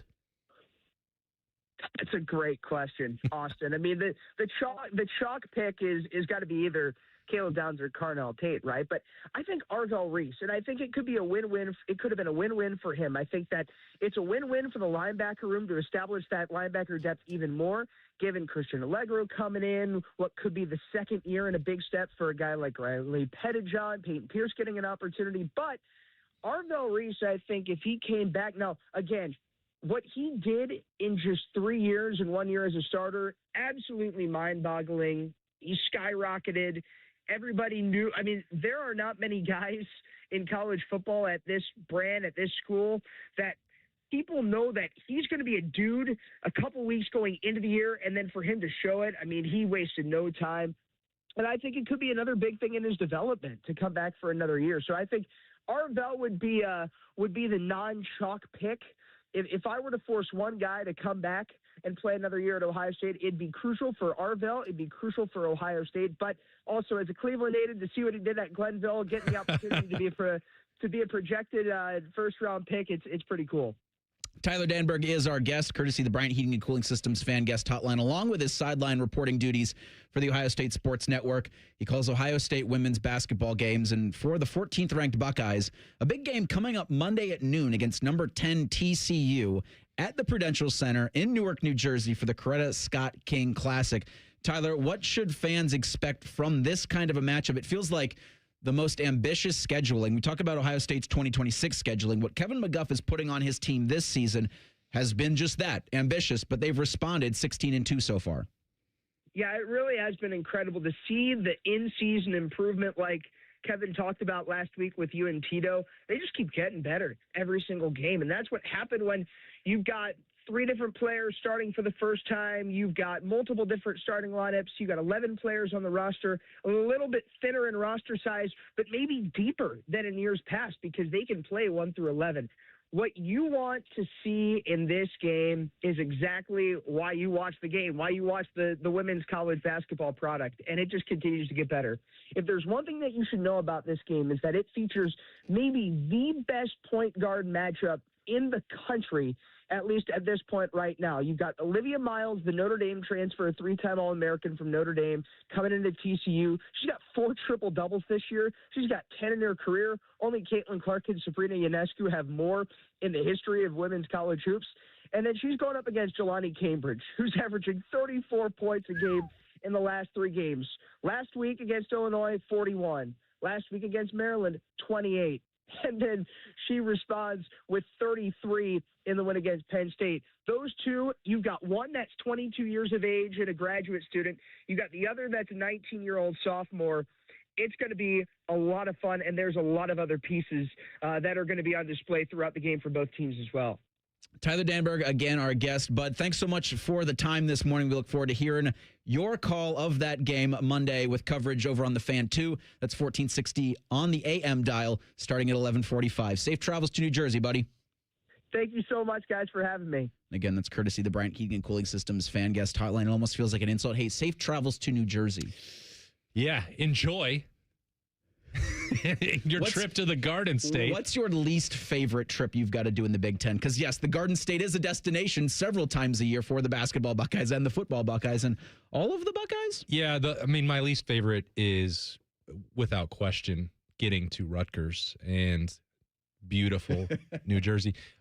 Because it's so complicated. Like, once you get there, I actually don't mind, being in Piscataway and like, we found a couple good spots. You get stuff your face. You can go get the Strombolis. Like, it's good food. There's good beverage. It's not that complicated to get in and out of their stadium. They don't generally sell out and make it difficult to get around for the media. Good press box food, to combat my press box snob reputation. I don't mind it once I get there, but it's complicated to arrive. So Berm and I drive. It's 9 hours because it's going to take you like 9 hours no matter what. Yeah. If you fly from Columbus and then you're trying to get to New York and then you're renting a car and you're dealing with the traffic and all that, it's going to be a long day. So we cut that part out of it, and Berm hates to fly anyway. So that's the worst part, is that's a full day of travel just to get there. I actually think like one of the most boring places in the Big Ten to be is Maryland. So I never look forward to that one, but it's easier to get there and back than some others. But I also don't ever enjoy the trips to Ann Arbor because that's a horrible media experience and a horrible press box, and it's very loud inside that press box. Except the last trip was pretty quiet in there, so I don't know what the difference was, but maybe it was Ohio State winning that game. And anyway, that's trips to New Jersey are not high on my list. Yeah, I would say that could be a top 5, maybe top feeling in my sports life. Is an experience in Ann Arbor 2006 when Beanie Wells ran all over Michigan. You got to do OHIO around the big house. Would recommend. And I think it's going to be a more competitive rivalry here in the next couple of years because they've actually got serious people in charge in Ann Arbor. That's the worst thing that happened in the Sharon Moore firing for Ohio State. How two schools kind of, despite their ineptitude, landed maybe better football coaches for them in 2026. And I talk about Michigan, and I also talk about that team up north. We're going to do a little bit on the Monday's upcoming national championship game coming up next. Sports Saturday on The Fan. The sound of Paul Keels calling a Buckeye game is erotic. Oh, yes. Your home of the Buckeyes, The Fan, Ohio sports destination. You still thinking job change in the new year? Yeah, I need something that's in high demand and more stable in this economy. IT? Yeah, cybersecurity, maybe even AI. That's what I did. Really? How? Went to My Computer Career. You don't need any prior experience, and you could start your new career in a matter of months. A lot of IT pros go to school there, too, to level up. Sweet. Are classes online or on campus? Both. Well, I'll check it out. Thanks. Make this your year. Take the free career evaluation now at mycomputercareer.edu, an elite CompTIA certification partner. Financial aid is available to those who qualify, including VA benefits. This weekend, the Ohio RV and Boat Show, brought to you in part by Ohio Credit Union, is back and bigger than ever at the Ohio Expo Center. Whether it's your first adventure or you're a seasoned outdoor enthusiast, this show has it all. One ticket gets you into all three buildings so you can see the latest in RVs, boats, motorcycles, ATVs, golf carts, and more. From towables to drivers, jet skis to pontoons, and more. It's all here. The Ohio RV and Boat Show at the Ohio Expo Center, January 9th through 18th. Get details and tickets at OhioRVandBoatShow.com. If you win playing the new Ultimate $5 million scratch-off, you don't have to tell anyone. But there will be signs. Signs like courtside seats. Signs like a water slide attached to your bedroom. Signs like upgrading your clunker to something less clunky. With over $200 million in prizes and the best odds in Ohio history to win $5 million, this is your sign to play the Ultimate $5 million scratch-off. Lottery players are subject to Ohio laws and commission regulations. Play responsibly. Great Lakes Hyundai. The savings are so good. Don't start the new year with the same old ride. Right now, score low lease payments on all 2026 models, like $149 a month for a brand new Elantra or $159 for a new Sonata. Hurry in and kick off the new year right. Columbus or Dublin or glakeshyundai.com. With proof credit $39.95 down plus tax, title, and fees. 2-year lease with 10K miles per year. New Hyundais come equipped with owner assurance and America's Best warranty. A 10-year, 100,000-mile powertrain coverage. Ends 2/2. Would you enjoy watching a football game if the officials were paid a bonus for every flag they threw? Or a basketball game where the refs got paid for every foul they called? Okay, how about hiring a furnace and AC company that pays its technicians by the number of parts they can sell you? Hi, this is Dennis, president of Care Heating and Cooling, and today, this is how many companies operate. They call it performance pay, and it rewards technicians by paying them more for billing you more. Why is this bad? Because it abuses your trust in a technician to be treated fairly and honestly. At Care, we've been family-owned for 31 years and have always paid our technicians by the hour for repairs. We'll show you exactly what needs to be fixed and why, and give you our low upfront costs before we start. And unlike other companies, our technicians will never be rewarded for throwing more flags. Our Central Ohio-based staff is here for you 7 days a week. Care Heating and Cooling. Book an appointment online at careheatingandcooling.com or call us at 1-800-COOLING. When you need a company you can trust. Hey, what's up? It's T-Bone. If you're cold in your home, even with the heat on, your old windows are the problem. Window Nation makes it easy with their Buy 4, Get 4 windows free sale. Plus, you could get no payments, no interest for 2 years. Hurry, the sale ends soon, so schedule your free estimate now. WindowNation.com. Bishop and Friends. It's cold. They go to warmth. They're trying to find things. We've got the Orkin. It's all going to be fine. No, it's worse. It's worse. Buddy killed the mouse. Bishop and Friends, sponsored by Diamond Seller. Weekdays from 9 to noon on The Fan. Hey, it's Anthony. Big savings right now with my friends at Germain Honda of Dublin. Boy, it's the perfect time to upgrade your ride. You can lease a new Honda for as low as $199 a month, or definitely take advantage of rates as low as 0% financing on select models. Rich will even give you an additional $1,000 for your trade, even if you don't buy a Honda today. They have more than 400 new Hondas in stock, and the deals are the best around. Germain Honda of Dublin, Sawmill Road, just south of 270, or online at germainhondaofdublin.com. Yo, I'm your old basketball. Haven't seen you out on the courts in a while. Why not pass me over to Goodwill? Donating me helps Goodwill's mission to provide career training and support services right here in the community. And that's a slam dunk. Donate today. Hey, I got next. To find your nearest Goodwill locations and to learn more about our mission, please visit goodwill.org. Goodwill, where your things start new lives. They're trained. They're prepared. Let's do it. They're Ohio's undefeated plumbing, drain, heating, and cooling team. And they're here to tackle your problems. For plumbing, drain, heating, and cooling, there's only one team. The Waterworks. Better care, better value, better results. Call the Waterworks at 614-232-2222 or visit them online at thewaterworks.com. A proud sponsor of Ohio State Athletics. We got a higher home appraisal after we put away our African art and family photos. Has this happened to you because of race or national origin? Contact HUD at hud.gov/fairhousing. A message from HUD and the National Fair Housing Alliance. All your favorite fan shows are available when you want them. Head to 971thefan.com and hit that subscribe button. The Fan, Ohio sports destination. We firmly believe it's appropriate to tailgate before a youth soccer game. You're listening to Fan Sports Saturday.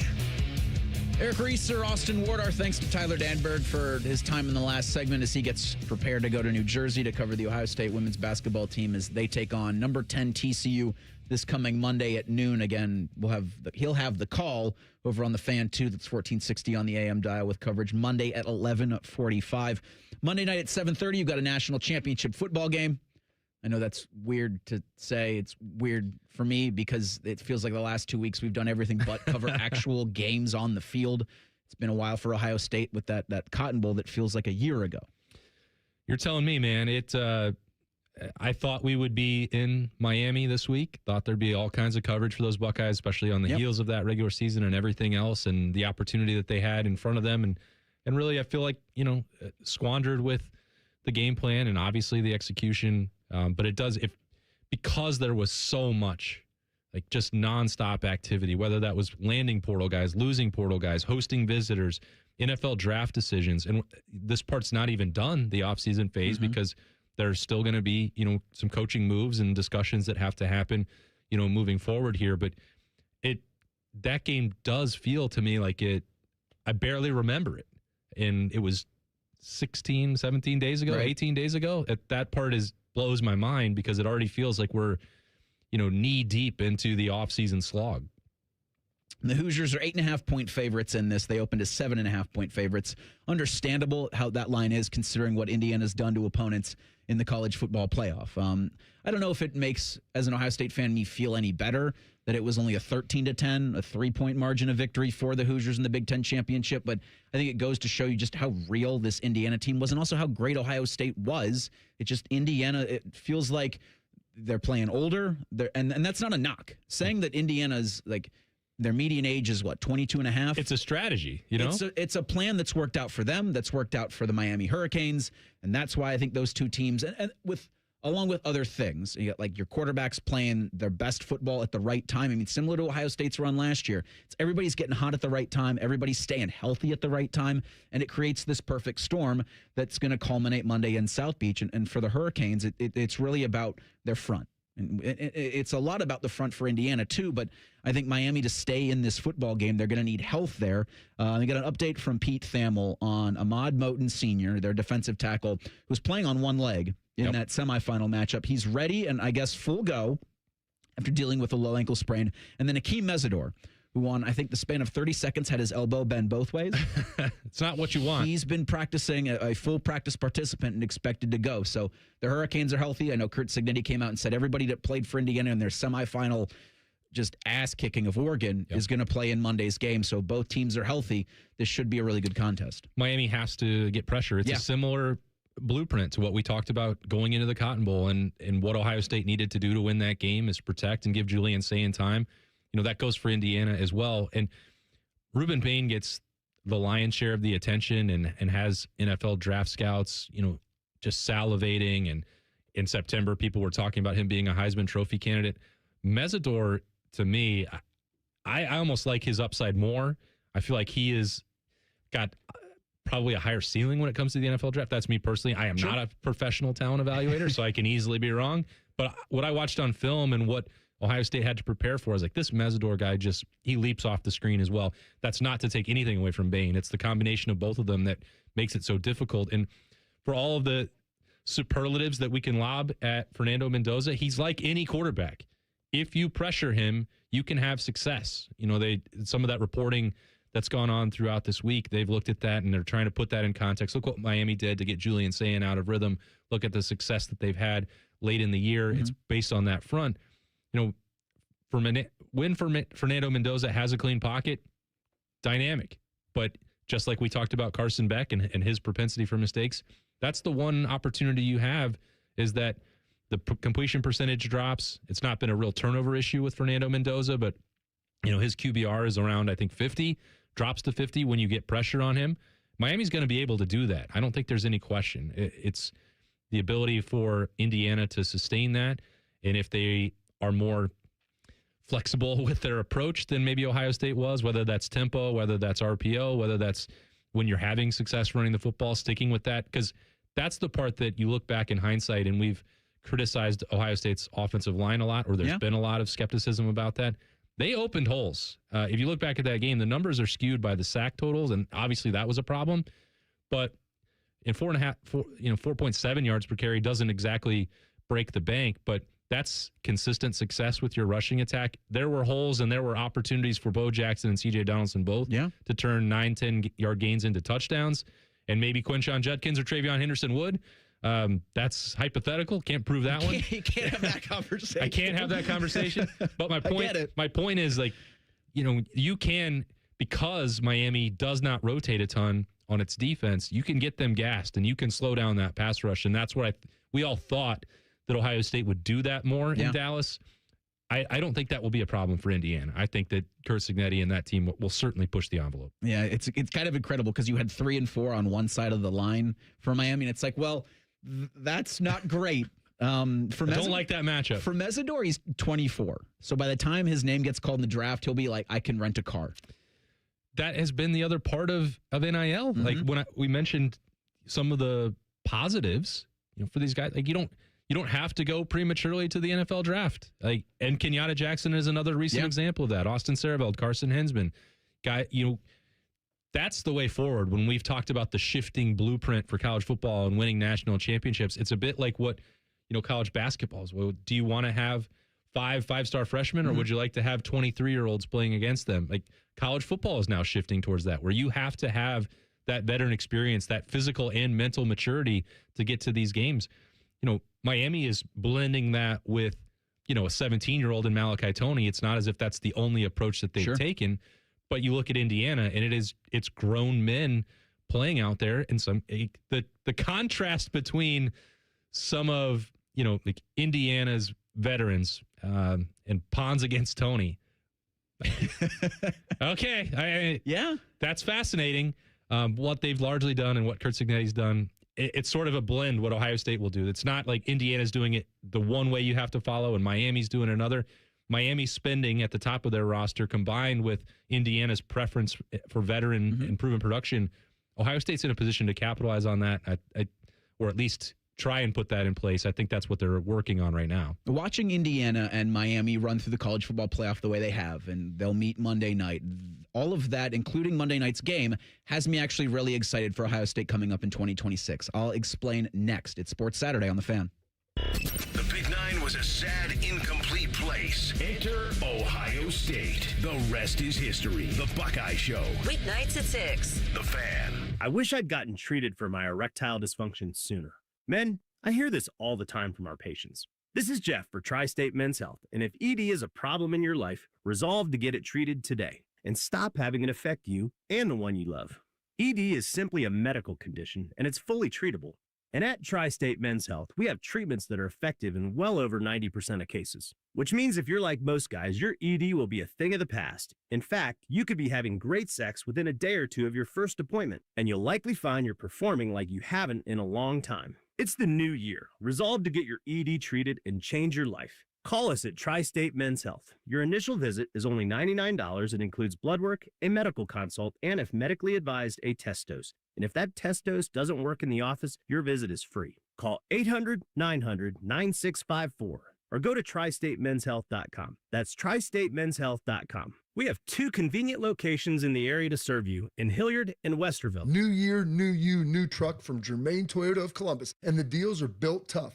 Drive home the all-new 2026 Toyota Tacoma with 2.99% financing for up to 48 months. Need more muscle? The 2026 Toyota Tundra delivers with 2.99% financing for up to 72 months, or take $3,000 in customer cash. Germain Toyota has the truck and the deal you've been waiting for. Shop today today at Germain Toyota of Columbus, where selection, value, and trust come standard. Germain Toyota on the corner of I-70 and Bryce Road. This is Corey Sickles with Safe Harbor Wealth Advisors. We are an independent financial planning firm ready to help you make the right decision for yourself, your family, and your future. Visit safeharboroh.com to schedule a complimentary meeting. safeharboroh.com. It may be winter outside, but inside the Ohio Expo Center, it's golf season. The Columbus Golf Show is back for 3 days only, January 23rd, 24th, and 25th. Save up to 70% on golf equipment, accessories, and apparel, even vacation packages. Test the newest clubs, compete in skills competitions for great prizes, and get a free lesson from a PGA pro. Come tee it up indoors at the Ohio Expo Center, January 23rd, 24th, and 25th. For tickets, go to columbusgolfshow.com.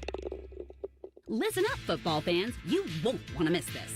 Right now, new Bet365 customers bet $5 and get $200 in bonus bets, win or lose. So you could turn that $200 into something bigger when you bet on money line, spread, totals, player props. $200 in bonus bets when new customers bet $5. I know where I'm going to bet from now on. Download the app today and see why it's never ordinary at Bet365. Gambling problem? Call 1-800-GAMBLER. 21 plus only. Must be physically located in Ohio. T&Cs apply. In-app only. After my accident, people warned me to slow down. I said, I don't know how. Thanks to my VA care team, I haven't. At VA, we're using technology to help veterans recover faster and live their lives to the fullest. Learn more at vacareers.va.gov/PSA. Broadcasting live from the McDaniel GM Superstore Studios. Driving excellence since 1916. Chevrolet. Together, let's drive. WBNS HD1 Columbus.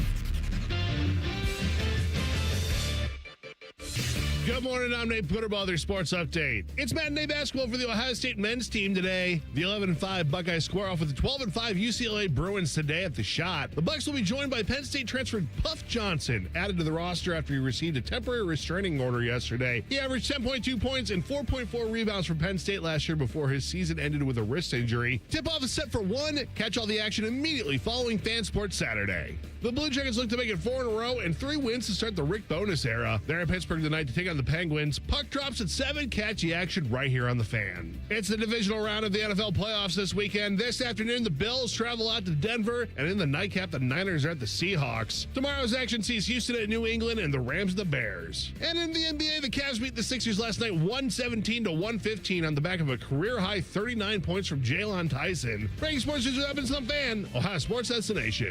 Just because it's the weekend doesn't mean we shut up. This is Fan Sports Saturday. Heard Nate in the update talking about a lot of action coming up on the Fan. Nate, we are the action. Eric Reiser, Austin Ward, the Sports Saturday Spectacular will walk you right up to Brandon Beam's fan warm-up show at noon. Woo.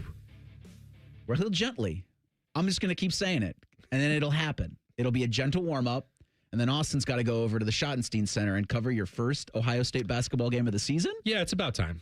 I need to swing over there. And also, I want to be a good teammate for the folks at Letterman Row, because I've got to tell you, like Spencer Holbrook and Mick Walker, who we'll talk to Mick at 11:30.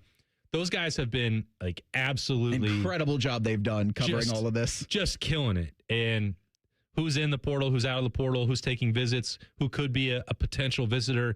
I mean, over there at Letterman Row, I think those two have written like 150 stories in the last 2 weeks. Like, it's crazy. And, you know, they typically add to their coverage by doing some of the basketball stuff. I said, you know, they probably won't take a full Saturday off because that's just the way those guys are wired. They are going to keep working. They'll find something to write. I don't know what it'll be about, but don't worry about it. Please try and take a Saturday off. I'll go cover basketball. I need to. I haven't been over to the Shot all season. A pivotal time because it might determine how much more I need to be around them. That's my view of this game against UCLA, that I think it's incredibly high on the must-win scale based on what is on the schedule ahead for the Buckeyes and trying to piece together an NCAA tournament resume. I don't think this is one that you can let get away. Of course, you have opportunities where you could pull an upset in February or do whatever against Michigan. It's hard to envision a path forward into March for Jake Diebler and the Buckeyes without winning this one. So I'll be there. Looking forward to it. I don't know what the atmosphere is going to be like. I know that the weather today is not ideal. If that keeps people off the roads, we'll see. But it's a big one. The Buckeyes themselves have to show up, that's for sure. Yeah, and Christoph Tilley, it looks like he is playing today. He suffered an upper body injury. I think it was reported, and Adam Jardy had the reporting that it was a head injury that he suffered last Sunday, at Washington. But he's going to be in the lineup for the Buckeyes today. Brandon Knoll is out. Obviously, he's sidelined indefinitely with a foot injury. So this Buckeye team, and I think Devin Royal's been dealing with a lot, but Royal not on the injury report for today's game as well.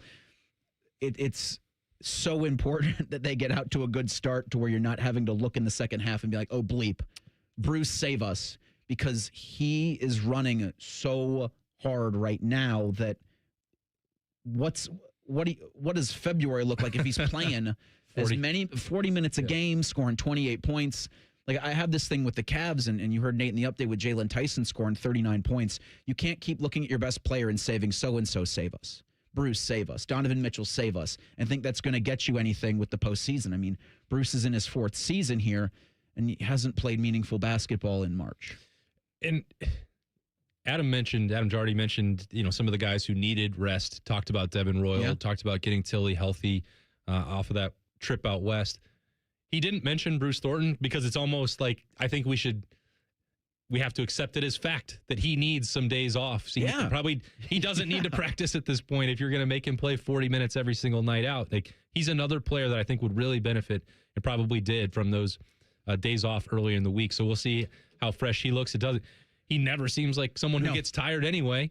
But I bet that if you gave him some truth serum, he'd say, yep, I needed some time to get some legs under me. We'll see if that helps with this stretch run or this back-to-back with the home games here with UCLA and Minnesota, because obviously Ohio State needs Bruce Thornton at its best. If they're going to make any kind of run towards the NCAA tournament bid, he's going to be in the center of it. And Minnesota in town Tuesday night, and the Buckeyes play the second-ranked Michigan Wolverines. That game's going to be in Ann Arbor later on. It looks like next Friday night in the game. I think they like that the Fox night game.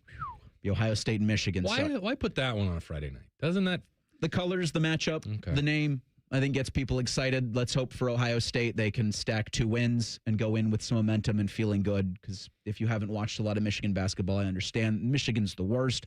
That basketball team's really good. But their basketball team might be the best. Basketball school.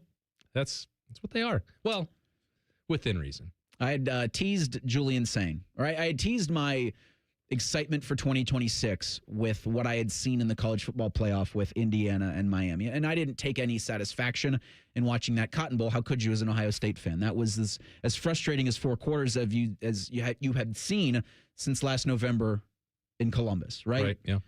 The third quarter I thought looked great.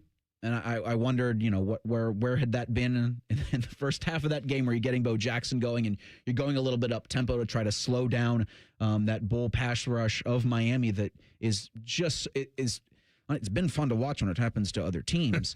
But I look for what Ohio State's done in the transfer portal and shoring up spots where you need depth and kind of filling gaps that were left by guys that are going to search for other pastures that may or may not be greener in the transfer portal, guys declaring for the NFL draft. But you're bringing back Julian Sain, who is as proficient of a quarterback as has been at Ohio State and had been in college football this season. You're bringing back Jeremiah Smith, the best player in college football. You've got Brandon Ennis, and you've got that 1,000-yard true sophomore running back in Bo Jackson. You're going to shore up your offensive line with depth in the portal, but you've guys that have had so much experience coming back.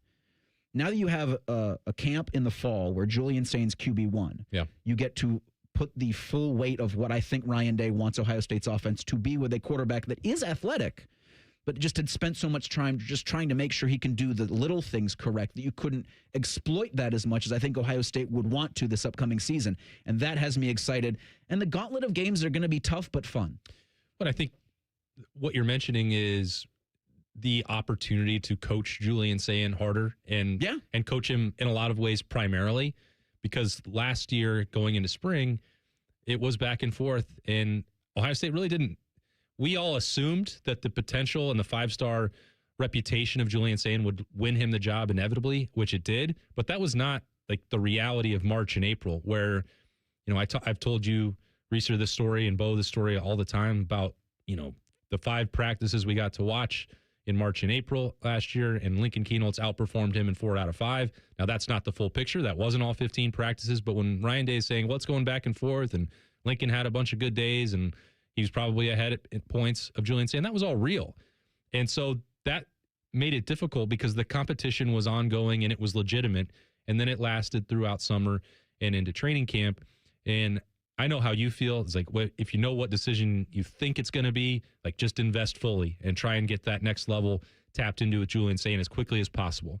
And I don't know that that's a wrong perspective. But I get why they went the way they did 100%. With Lincoln. I do. And it's easier for us to look back with hindsight being 2020 and say, well, that was always going to happen. And it wasn't. I mean, I asked Julian Sayin about this like 6 weeks ago because the practice that everybody pointed to was the spring game. And that was the best that Julian looked all spring. And everyone, they said, well, that's why it's not a legitimate competition. And I said, Julian, do you remember the day before this practice? They all blur together for you, I'm sure, because you've had 200 of them. You played, 12 games. This was right before he was heading, or 13 games, right before he was heading to New York for the Heisman Trophy. And it was the Friday practice, like the walkthrough the day before the spring game. And it was cold and it was in the horseshoe.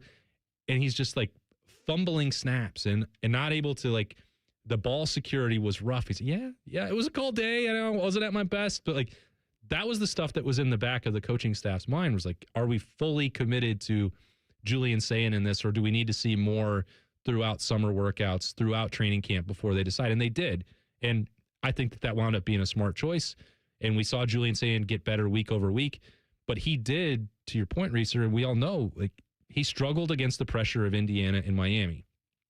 Well, the stat that I've been pointing to now, and I don't love Carson Beck. I've never loved, I've talked about his turnovers. I thought there'd be opportunities for Ohio State to force him into mistakes in the Cotton Bowl. Well, that was win number 36 of his college football career. And Julian Sayin was playing his 14th game. So the difference between experience levels between those two, I think wound up being a huge factor in the game that I hadn't really considered. And Carson Beck, no one thinks of him as a dual threat quarterback, and no one's going to ever call Julian Sayin that. Ole Miss didn't. But what was the difference in that game? Yeah. And what did he do again against Ole Miss? Like, he used his legs. Drive of his life. A drive when the death ray is pointed at the planet. Carson Beck runs it in from 3 yards out. And that's 3rd and 11 against Ohio State and making those plays. So that's knowing where the pressure is going to come from. That's knowing where your escape patch is going to be. That's trusting that what the overall concept is, both offensively and defensively. And it is not a knock on Julian Sayin, in my opinion, that he wasn't quite ready to handle that. We've seen him use his legs. Yeah. We've seen him make really good decisions. I think he saw something that he hadn't faced before in the postseason. And now the next time, which is going to happen a lot next year, you look at some of the defensive lines that Ohio State is going to play, including on the road against Texas, including a team like Iowa. And we can go down anytime in the rivalry, but this schedule is going to be very difficult. And a lot of them the success of those programs is built on the defensive line. He's going to face pressure again. And it's not just about the offensive line winning 100 reps in a row, because that's never going to happen in any game. The 5 or 6 or 7 times that it breaks down and the pressure then gets to Julian Sayin's lap, whether that's getting the football out of his hands or using his legs, that's the part where I think we're going to see the biggest growth, whether that's through the coaching staff or just through the process of experience. When you're talking about 2026 for him, like that's the part that will determine if he wins a Heisman Trophy or if Ohio State wins a national championship, in my opinion. It will be on his shoulders and his legs. Yeah, and I think back so much, and it's so easy to do with the benefit of hindsight of Will Howard's year and the run that he had through the national championship. You had you were calloused at Oregon with that final drive for Will. You were calloused in the first play against Penn State where you throw a pick 6, and then it becomes, all right, QB1, get us out of this. Yeah. And that hadn't been a situation thrust on Julian Sayin. And through no real fault of his own, because he was so good in the regular season, you didn't have a thing like what Fernando Mendoza had, plays that he made in big moments because he put his team in those moments with picks. Yeah. Like, I keep thinking back to the Penn State thing. I'm like, you were in a situation where you had to have that Omar Cooper toe tap in the end zone because you threw an interception in the fourth quarter. So I think this only helps, like with Will Howard experiencing what he did in the regular season and to make that postseason run, similarly with Julian. Oh, yeah, they've got Jeremiah Smith. So I think there is a lot to be excited for Ohio State. And I don't know if it still hurts, that Cotton Bowl thing, because I think we've just been through so much of a blender in terms of news and how cycles have been going with with coaches, yes, with portal, with the roster. Yep. But now it all kind of has to just look forward. You have to. And maybe that's not as true for the fan base or for us breaking it down. But in the Woody, it has to be. That you cannot feel sorry for yourself because you can say that the calendar stinks and it's too much too soon. Yeah. And the college football season is not actually over because there's a national championship game on Monday night. But nobody cares. Like you have to move on. This is what the powers that be and all of their limited wisdom have decided when the portal should be and that there should only be one window, and it coincides with the NFL draft deadline and coaches coming and going. Okay, well, you have to make the best of it. Right. You don't get to feel sorry for yourself because you lost the game on December 31st. So I think Ohio State, I think they've done a very good job of that to turn this on to 2026. And I think there's a lot of reason to be excited. And the other factor, you mentioned this earlier in the show, Reiser, like Indiana and Miami are the only two teams that beat Ohio State. And you can take solace in that, or you can, rue the fact that the Buckeyes let an opportunity get away. That's up to you. Yeah. That's anybody's matter of perspective. I think it does shed a different light on it because we were very critical of the offensive game plan and the loss in Indiana against Indiana in Indianapolis, and certainly feel the pain and the sting for the Cotton Bowl. If those are the only two teams that gave you a black eye on that resume throughout the year, you probably still had a pretty good year, and you have the pieces to come back. You're going to probably finish number 3 in the country. Most programs are going to willingly trade for that. I'm thrilled that you've taken us here because I want to ask you, where do you think Ohio State will start in 2026? That's next. Sports Saturday on The Fan.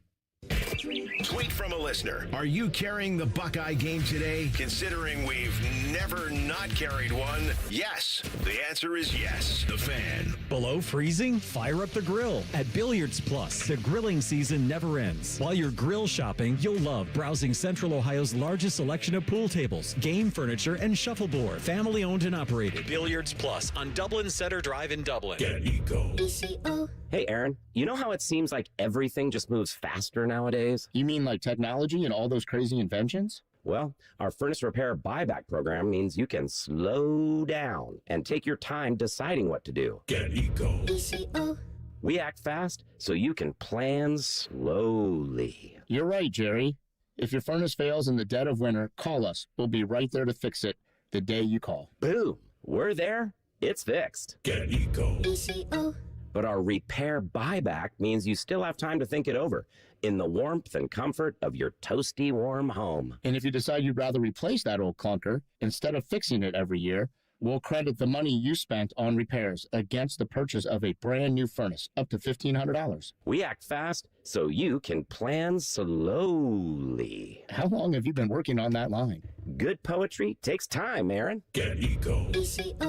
GetEco.com. We got a higher home appraisal after we put away our African art and family photos.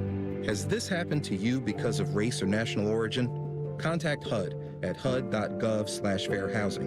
A message from HUD and the National Fair Housing Alliance. Hi, I'm Michael from the Warren Treaty. You know the jingle. Now discover the facts about Ozempic, a GLP-1. Only Novo Nordisk makes FDA-approved Ozempic. Learn about the real thing. Talk to your healthcare professional today. Call 1-833-OZEMPIC or visit Ozempic.com to view the medication guide and to learn more about Ozempic. Semaglutide injection 0.5 milligram, 1 milligram, and 2 milligrams.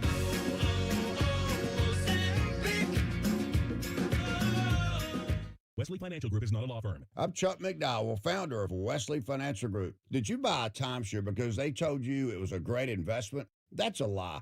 Most timeshares can be bought online for $1. To find out what your timeshare is worth and to cancel it, call us today and we'll send you our timeshare exit kit free with all your options for cancellation. Call Wesley for your free exit info guide. 800-691-9999. That's 800-691-9999. At ADP, we know you want your landscape business to succeed, but we don't know anything about landscaping. ADP only knows how to handle the business of your small business. So if ADP focuses on the payroll and the HR, while you focus on the land and the scaping, success should follow. Just don't expect us to know all about Kentucky bluegrass, zero-turn cutting, or what to do with a woodchuck. That's for you to figure out. Let ADP help your small business focus on the part of the business you're good at. ADP for small business. It's a playoff Saturday doubleheader on the Fan, too. The Bills and Broncos get things started at 4, with the 49ers and Seahawks in the nightcap. Sponsored by Roosters, a fine casual joint. Catch the action on the Fan's HD2 and 1460 AM. They say glory is earned, not given. We say it's ignited by heart and ends with a boom. Get your tickets today at BlueJackets.com. I always tell people I was the luckiest guy in the world. I wanted to be an Army man or a fireman, and I got to do both. As a firefighter, my job was about saving lives. I never thought one day I would be fighting for mine. After spending his career answering the call to save others, Ken was diagnosed with ALS. Now he's facing his biggest battle, for more time. For 70 years, Muscular Dystrophy Association has been answering the call to help people live longer and more independent lives. MDA means to me hope. MDA is leading the way for people living with ALS, muscular dystrophy, and other neuromuscular diseases by accelerating research, advancing care, and advocating to empower families like Ken's. I wouldn't be living as good of a life with ALS if it wasn't for MDA. MDA is helping people live stronger and love longer. Learn more at MDA.org today. Incarceration, America's Rock, Metal, and Tattoo Festival returns this summer with Limp Bizkit, Disturbed, Bad Omens, plus Gojira, Papa Roach, A Day to Remember, Motionless in White, Ice Nine Kills, Cypress Hill, The Used, and so many more. Incarceration at the Ohio State Reformatory, July 17th to 19th. Passes on sale now at incarceration.com. I take care of the kids, my dad, things at work, but I haven't made time to take care of what I need. Millions of caregivers experience symptoms of anxiety and depression. Go to mentalhealthcareworks.org to learn how to get the support you deserve. A message from the American Psychiatric Association Foundation. Fan weather. From the Logan AC and Heat Services Weather Center. Hey there, Central Ohio. I'm 10 Weather Impact meteorologist Michael Barron. We'll be out there in the mid-30s Saturday as scattered light snow continues. Temperatures in the teens Saturday night, 20s for highs on Sunday. Even colder air arriving with 10 TV Weather Impact Alert days starting Monday. That's your latest 10 Weather Impact forecast. I'm meteorologist Michael Barron on 97.1 The Fan. The two most mature people working at the radio station. And that's just because they wear pants. The pervert and the skivvies. Rothman and Ice. Weekdays at noon. The Fan. Instead of annoying national people talking to you this weekend, we've opted for annoying local people. This is Fan Sports Saturday. Eric Reiser, Austin Ward with you until noon today. We'll get Austin's colleague Mick Walker on here in about 10 minutes. He's a recruiting analyst for Letterman Row. Probably hasn't slept in a couple of weeks. He never sleeps. Because the portal opened on January 2nd. It closed yesterday. And there's still stuff to be done because players in the portal can still be signed. Like I was looking, On3 had the number yesterday, and who knows if any of these numbers that ESPN, On3, 24/7 have in terms of portal persons, and then portal persons that have committed elsewhere, and then portal persons that have taken their name out of the portal. Like who knows what those numbers mean? It's like a little over half have committed. That's the part we look at what's going on with roster management and players, whether they're greener or browner pastures elsewhere. There's a finite number of spots available. And if half of the people in college football are trying to jump in there and be involved, like there aren't going to be enough chairs. And a lot of these players aren't good enough. I shouldn't say a lot. There are players that go in the portal with a misguided evaluation for whatever reason, whether that's financial, whether that's playing time, whatever. Like not everybody is going in there and they're going to find a better situation than they left. Like that we can say confidently. How many of those should be in, shouldn't be in, I don't know. We could debate that for hours because there's thousands of players in there and we could make a case either way. But it's, the money is not limitless. And that's not just a conversation at Ohio State. That is everywhere. You can have Phil Knight paying for Oregon. You can have, Campbell and the oil money at Texas Tech. You can have investments from Larry Ellison in Ann Arbor. That's fine. They're still not going to pay $100 million for a roster every single year for a college football team because it is not the same as being an owner of an NFL team where you're actually going to see some of that money back. So there is a reckoning to some of that. And unfortunately, some of the wreckage that you see happens to careers because of bad advice or bad decisions, or in some cases, like too much freedom of movement. And I'm not saying to put the toothpaste back in the tube. Like, that's not ever going to happen. And I'm not opposed to NIL and any of that. Like, they deserve the money. I'm in favor of that. What I think would help everyone, and not just programs, not just fans, and not just players, and not just media, are rules and rules that are followed. Not just creating rules, which is what we saw with the CSC again this week, but like they all came together, Reiser, and said, this is what we'd like it to look like. And then you have 4 teams like, nah, I'm not going to. Not interested in that. No, thank you. You participated. Yeah. Like Cody Campbell was involved in all of this. And then he's like, no, actually, I'd rather interested in doing that. I want to do it how I'm doing it. It would be good for everybody else, but it wouldn't be good for Texas Tech. So no. Georgia's president's out here saying we've got to get some guardrails on this. And it's like, man, it's the SEC that really perpetuated the bagmen stereotype. And isn't it funny how they haven't played in the national championship game for the last 3 now years? That everybody can do what they've been doing, it's restored parity to the sport. And I really appreciate the job that Ross Bjork's trying to do. And he was on with Adam King and Timmy Hall earlier in the week, and he had talked about what Ohio State's trying to navigate in this chaos, and it's really trying to lead with the understanding that the rules that aren't enforceable and that nobody's following, you will try to as best as you can while trying to remain competitive. It's ambitious as hell. Yeah. And I respect that he's out here doing that. You can have your thoughts about how its effect. I still think it's too early to really see any returns on any of this, because I put most of it on how is it going on the field for Ohio State. Let me ask you this. How's it going on the field? Right? Pretty good. There are only 2 fan bases that can legitimately look themselves in the mirror and say, I'm happy with how things are going in the transfer portal. But they can't say it on the field. Unless you can be like, Lane Kiffin's doing a great job in the portal. How have you been on the field? Indiana's doing a great job in the portal historically. How have you done on the field? Same with Miami. And a lot of these, Michigan State was doing that for a long time and splashing money around. And that was not a sustainable way to build a roster. Now, all of this is changing. And it used to be you looked at 1 year success. Kurt Cignetti has followed it up. But let's think about before that with Mel Tucker and Michigan State and a huge influx of transfer portal. Well, then you had to turn over your roster the next year, and it was, 40, 50 players. That wasn't sustainable. That was volatile every single year. This level of roster churn is going to become a lot more common, especially for Ohio State, with 31 players exiting. I think that the bottom third of this roster is going to become a lot more like scout team, taxi squad, practice squad, and whether that, because you still have to have those people on your roster. You still have to be able to practice college football, but they're going to start looking more like 2- and 3-star players coming for an opportunity and not a paycheck. That's the way that this is going to shift. And ironically, if there are issues, and if you think that Ohio State could have done more in the transfer portal or paid more for Chaz Coleman or whoever else you wanted out there, like that they should have done more and landed all of these players. Anyone that was out there, Ohio State should never get outbid. I don't agree, but B, some of this we can also say critically was that they tried to adjust in December and signed 28 players.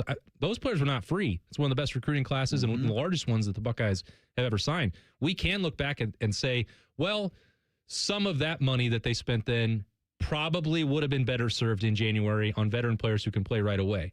But Ohio State was still trying at that point to maintain the developed here mantra, to recruit and then develop and retain. That's always been their model. And I don't think they should abandon all of that. No. But now you're starting to think about, like, all right, which 10, 12, 15 high school seniors can legitimately play right away and would be worth paying to do so. And the rest, you have to let them go. You just have to let them go. You might have a second chance at them down the road if they go to a MAC school, if they go to the SEC. Look at someone like Dominic Kelly that goes in this week. You revisit that. You bring them in.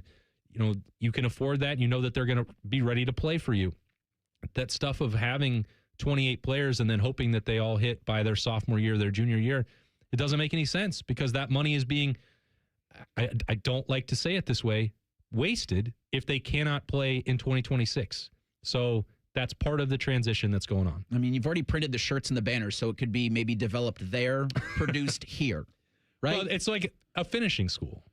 You know, I mean, like the Ohio polished here. People were joking with me as an Ohio Bobcat, the Ohio to Ohio State pipeline, and I'm like, I think you're going to see a lot more of that with FCS, with D2, guys from those levels that have been developed over the course of a couple of years, played 30 plus games. Those will be guys prioritized at schools like a Miami and like in Indiana. Real quick, because we got to get to Mick. Ohio State, where do they start in the AP preseason top 25? I think that they will probably be 3. They're going to, part of this stuff that we've talked about, Reiser, missing out on guys, portal attrition. This is going to be one of the 5 most expensive rosters in the sport and the 5 most talented. Yeah. And they have a Heisman Trophy finalist back at quarterback and someone who could very well win the Heisman at wide receiver or maybe should get more conversation. Like, this offense is going to be really good. And if you get through this stretch, which I hope they do, knock on wood, with Matt Patricia and the pieces that they've added on defense, like, he's a bit of a wizard. And I think that defense will remain very good. What he did a year ago after losing 9 starters was amazing by itself. Can he duplicate that? We'll see. But Ohio State should never be outside of the top 5 based on what they built. Yeah, I feel like we're getting to like a 2-3 matchup between Ohio State and Texas, week 2 of the 2026 football season. Mick Walker's been all over all of this portal, all of this roster retention, roster construction for Ohio State, for Letterman Row. He joins us in 2 minutes. Sports Saturday on The Fan. Have a good day. Stay warm. So my teenage son just went to school in shorts and a hoodie. It's 3 degrees. At least I know he'll be warm in our house, thanks to Atlas Butler. If something goes wrong, they'll fix it within 24 hours. They call it their comfort pledge. Ah, you do want the coat. My phone. Oh, your phone. Should have known. Atlas Butler is at your service. Call 1-800-FURNACE. You served behind the desk. You served in combat. You did 4 years and got out. You were drafted. You gave 20 years. You gave exactly what your country needed. And so did you. When you raised your hand and swore an oath to your country, when you put your name on a dotted line, you became part of only 1% of Americans who did the same. You are a veteran. You are a veteran. You are a veteran. Because no matter when, where, or how you served, you made a sacrifice for your country, and you deserve support. If you're struggling with life after service, don't wait. Reach out. Reach out to a loved one, to a fellow veteran, to VA. Find resources at va.gov/reach. Brought to you by the United States Department of Veterans Affairs and the Ad Council. Enough already. We can do more. Enough already. We can find a cure. Enough already. We can do better for our kids. Enough already. We are relying on you. We can come together to support Children's Cancer Research Fund, a national nonprofit dedicated to ending childhood cancer that is on the front line of breakthroughs. Because it's enough already. Go to childrenscancer.org today. There's nothing Bo Bishop can't do well, except find competent co-hosts. Bishop and Friends. Weekdays from 9 to noon. The Fan. Sports talk, weekend style. You're listening to Fan Sports Saturday. Hell yeah, you are. Eric Reiser, Austin Ward. Going out now to the Bryant Heating and Cooling Systems fan guest hotline. Talk with a man who may or may not have had an hour of sleep in the past couple of weeks. He's more machine than man. Mick Walker, recruiting analyst for Letterman Row and Rivals, joins us. Mick, how you feeling, buddy? And how have the last 48 hours have been for you as the portal kind of comes to a close? I've been doing great. Austin and Spencer have been really tackling all the portal coverage. Oh, come on. I've been back and pressing the buttons. I'm living a fine life with the guys I get to work with. I'll tell you that. You're too kind. Mick, you've been doing phenomenal work. You always do phenomenal work. When you look at the last couple weeks, and I know that this is a loaded question, but what do you think has been the most significant move, any direction, that Ohio State has made? Probably Terry Moore. You're the one that kind of uncovered the nugget that if you go back and look at the PFF grades from 2024, there's one safety that kind of grades above Caleb Downs that year, and that would be Terry Moore at Duke. You're not going to ever replace Caleb Downs 1-for-1. There might not be another safety that comes out that's like him for 10 years plus. But getting a guy like Terry Moore to come in, I know he's coming off an injury, but you get him to come in, replace Caleb Downs, play with Jalen McClain, play with Earl Little Jr. too, and the nickel who you added over the weekend. Those are two pretty significant moves to kind of shore up some holes that would have been there in the secondary. The secondary part of that with Dominic Kelly, that sort of materialized almost out of thin air to me. I know you've been following his recruitment before that. How significant is that pickup at corner? Pretty significant, not only just because of the talent, but the tenure. You're going to get him hopefully for at least 2 years or so. I mean, obviously with the portal, he could be gone after next year, but it feels like you have some time to get him on campus, develop him, and maybe even play him this year. And like you said, I think that's one that they work pretty quickly. I received a call on the night that he committed from somebody, and then Burn received a call from another somebody, and they said, this is happening, get stuff ready. And what do you know, that news kind of just came about after he was on campus, visited real quick, and he wanted to be a Buckeye and join the secondary room. Mick Walker, our guest. He's recruiting analyst for Letterman Row and Rivals and joins us courtesy of the Bryant Heating and Cooling Systems fan guest hotline. Since January 2nd, Mick, what's been the most surprising thing, whether it be a portal addition or a portal subtraction for the Buckeyes? Again, I think it's probably just the fact that the plan actually came together. We told people on Letterman Row multiple times that there was a plan. There was a plan. I promise there is a plan. And even people are still kind of asking Burma about it today on the Letterman Live's message board. Like, is the plan all kind of coming together? And really, that was getting Terry Moore. That was getting Earl Little Jr. It was getting these Alabama defensive linemen they got in James Smith and Quay Russo. John Walker was kind of the first piece of it all. But there was always the plan. It just took longer to come together, which stinks when you're an Ohio State fan and you're watching Chaz Coleman commit to Tennessee. You're watching these other guys go other places. And I understand the frustration from the fan base. But also, I figured at some point there would be some patience paid to the coaching staff to kind of get this right, because they've shown a propensity to do it in the past. Mick, we saw, Kyle Parker make his decision, former LSU wide receiver. He's joining forces again with Cortez Hankton, who's had, what do we look? What's today? The 17th. He's been on the job for 17 days, about as wild of a stretch as you could possibly have as you begin a job. What's the reputation for Cortez Hankton out there as a recruiter, as a developer? I know you've talked to a few players who have some thoughts about him. Everybody I've spoken to really likes him, whether that's players, analysts, different people that I've covered in the past. The tough part is he had some losses on the recruiting show with DeCorian Moore at LSU and then other places at Georgia where they just didn't get the 5-star guys they really wanted. And a couple of things I think go into that. One, there's the idea of Kirby Smart's just more of a defensive guy. You're not going to pay those guys at Georgia what Ohio State probably will pay them. The other one is just at LSU you have to recruit with Brian Kelly as your head coach, which we have found out it's just not really ideal because nobody really likes Brian Kelly. And then at both those stops, again, I don't think they were really making the financial commitment to hold on to guys like DeCorian Moore. I don't think that'll be the case at Ohio State. You have Ryan Day as your head coach. You have the money to kind of go up and pay these top wide receivers. So overall, if Cortez Hankton continues to build the relationships like he has in the past, I don't see a reason why Ohio State wide receiver recruiting still can't be a strength. Maybe it'll fall off some because Brian Hartline, again, is probably one of the best position coach recruiters we've ever seen in the modern recruiting era. But I still think Cortez Hankton can keep this room at a pretty talented level. Mick, college football players can't enter the transfer portal anymore. I guess they can if they have a good enough lawyer, but they can still come out of the portal and sign with other schools. I think it's like 57% of portal persons have found a new playing spot. Is there any more fishing Ohio State could do, or I guess looks to do here in the next week or so? I have not heard of any other names. I don't think Austin or Berm or Spencer have either.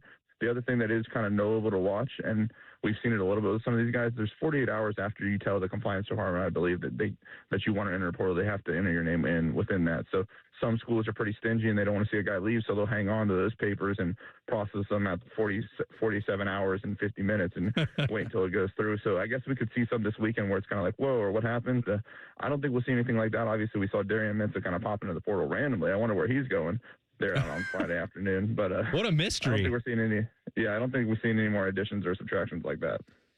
Mick, I think the other part of this that the Ohio State coaching staff is trying to juggle, you want to deal with the transfer portal. You need to make sure that the decisions come down the right way with NFL draft eligible guys, but like you're also still beginning to put a lot of these pieces in place on the road to get evaluations and relationships for 2027 and 2028 and beyond. Like, What's going on that front?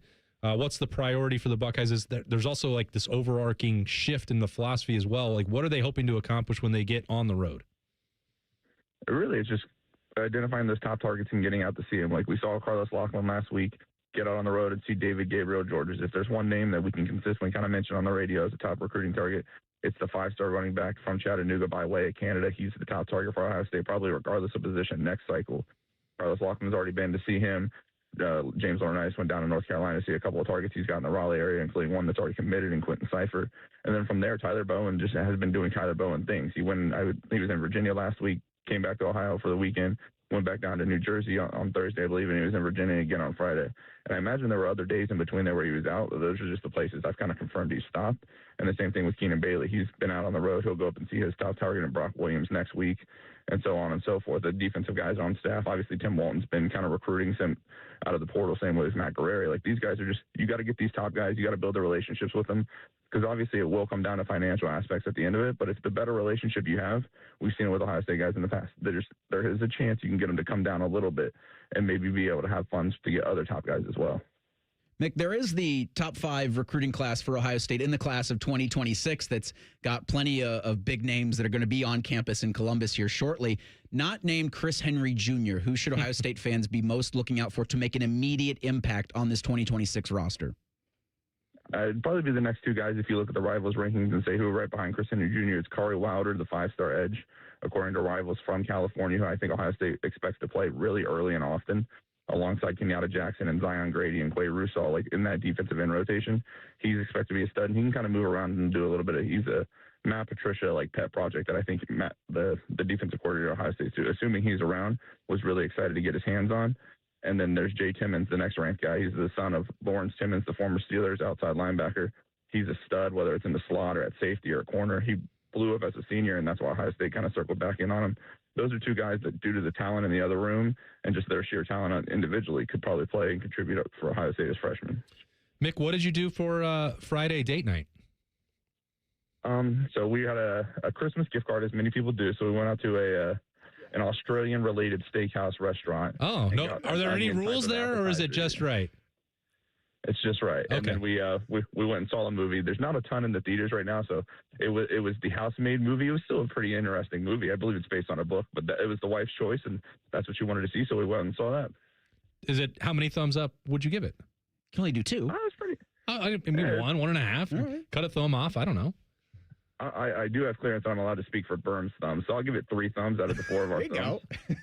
Okay, I love that. He is Mick Walker, covers recruiting for Letterman Row and for Rivals, and he joins us courtesy of the Bryant Heating and Cooling Systems fan guest hotline. Mick, I did want to get your thoughts real quick on the Darian Mensah situation. It looks like he could be going to Miami. What kind of a problem do you think this produces for both schools in the coming weeks? Are they going to court?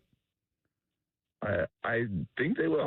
This whole thing, and Austin will say it pretty often, the NCAA and just all these enforcement stuff, I don't know how much teeth they actually have. So when it comes down to it, what does going to court actually do? I have no clue. It's just fascinating because I thought when Dante Moore recommitted to Oregon and said he was coming back, I didn't think we would get another quarterback that's going to make that kind of money in college football. And it seems like both those guys are. Like Jeremiah Smith is probably the unequivocal best college football player this upcoming season, and he's probably making less than Dante Moore and Darian Mensah just because of the need of quarterback and how desperate both those teams are to obviously kind of get to the mountaintop. Obviously, Miami can get there on Monday night, but that's just kind of the desperation level of those teams at quarterback. What are you going to do with the rest of your Saturday, Mick? I'm actually at Kettering Fairmont High School right now for the... I knew you wouldn't stop working. I knew it. Flying to the hoop. We got a couple of Ohio State targets here. I know, obviously, the Ohio State coaching staff, they have a game against UCLA today, so they won't be out. But I believe they were in here last night, seeing a couple of top targets in the 2027 class. So we don't really stop. We don't really have a reason to stop. And because we have 4 people, I don't need to stop. We have other people that can do other stuff. You got a guy like Austin Ward that can fill in for you on the basketball Buckeyes coverage, at least on the court at the Shot today. Mick, enjoy the basketball out west. Thanks for giving us some of your time this morning, and hopefully you can get some rest. I don't know when this portal thing's going to end, but we appreciate you coming on with us. Thanks, Richard. Thanks, Austin. See ya.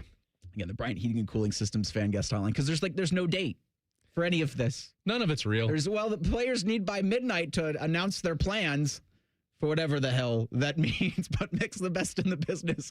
We'll give you all the coverage you need over on Letterman Row. We'll have Buckeye basketball coverage against UCLA coming up at 1 o'clock. A very nervy Brandon Beam. That's it. Now you finally got there. Gently warming you up for that next. Sports Saturday on the Fan. Winners of the prestigious Platinum Microphone Award every year, given to the best radio station in the world.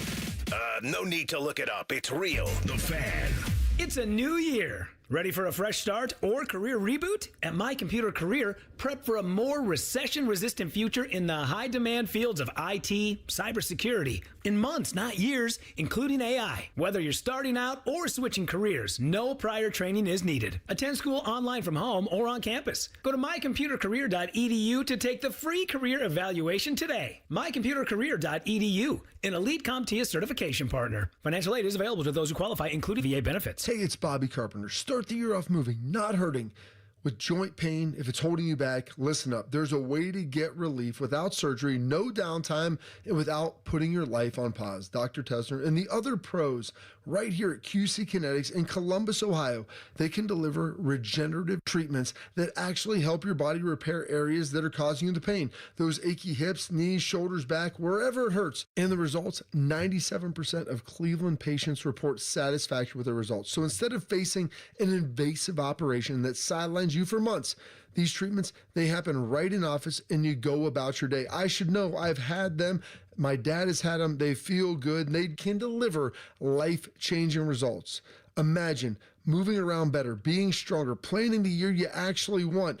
Do not wait. January is supposed to be a clean slate, so make it yours. So go call 380-208-4544. That's 380-208-4544. Everyone needs to take care of their mental health, even running back Bijan Robinson. When I'm on the field and feeling the pressure, I usually just take a deep breath.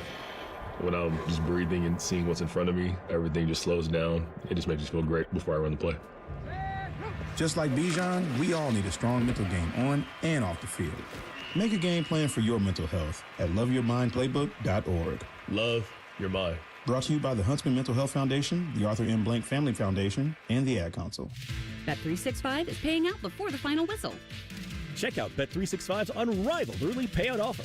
When you bet on the team to win and they take a 17-point lead, you get paid no matter the final score. Forget the final whistle and start counting that cash. Hold up. You get early payout on parlays, too. Download the app and see why it's never ordinary at Bet365. Gambling problem? Call 1-800-GAMBLER. 21 plus only. Must be physically located in Ohio. T&Cs apply.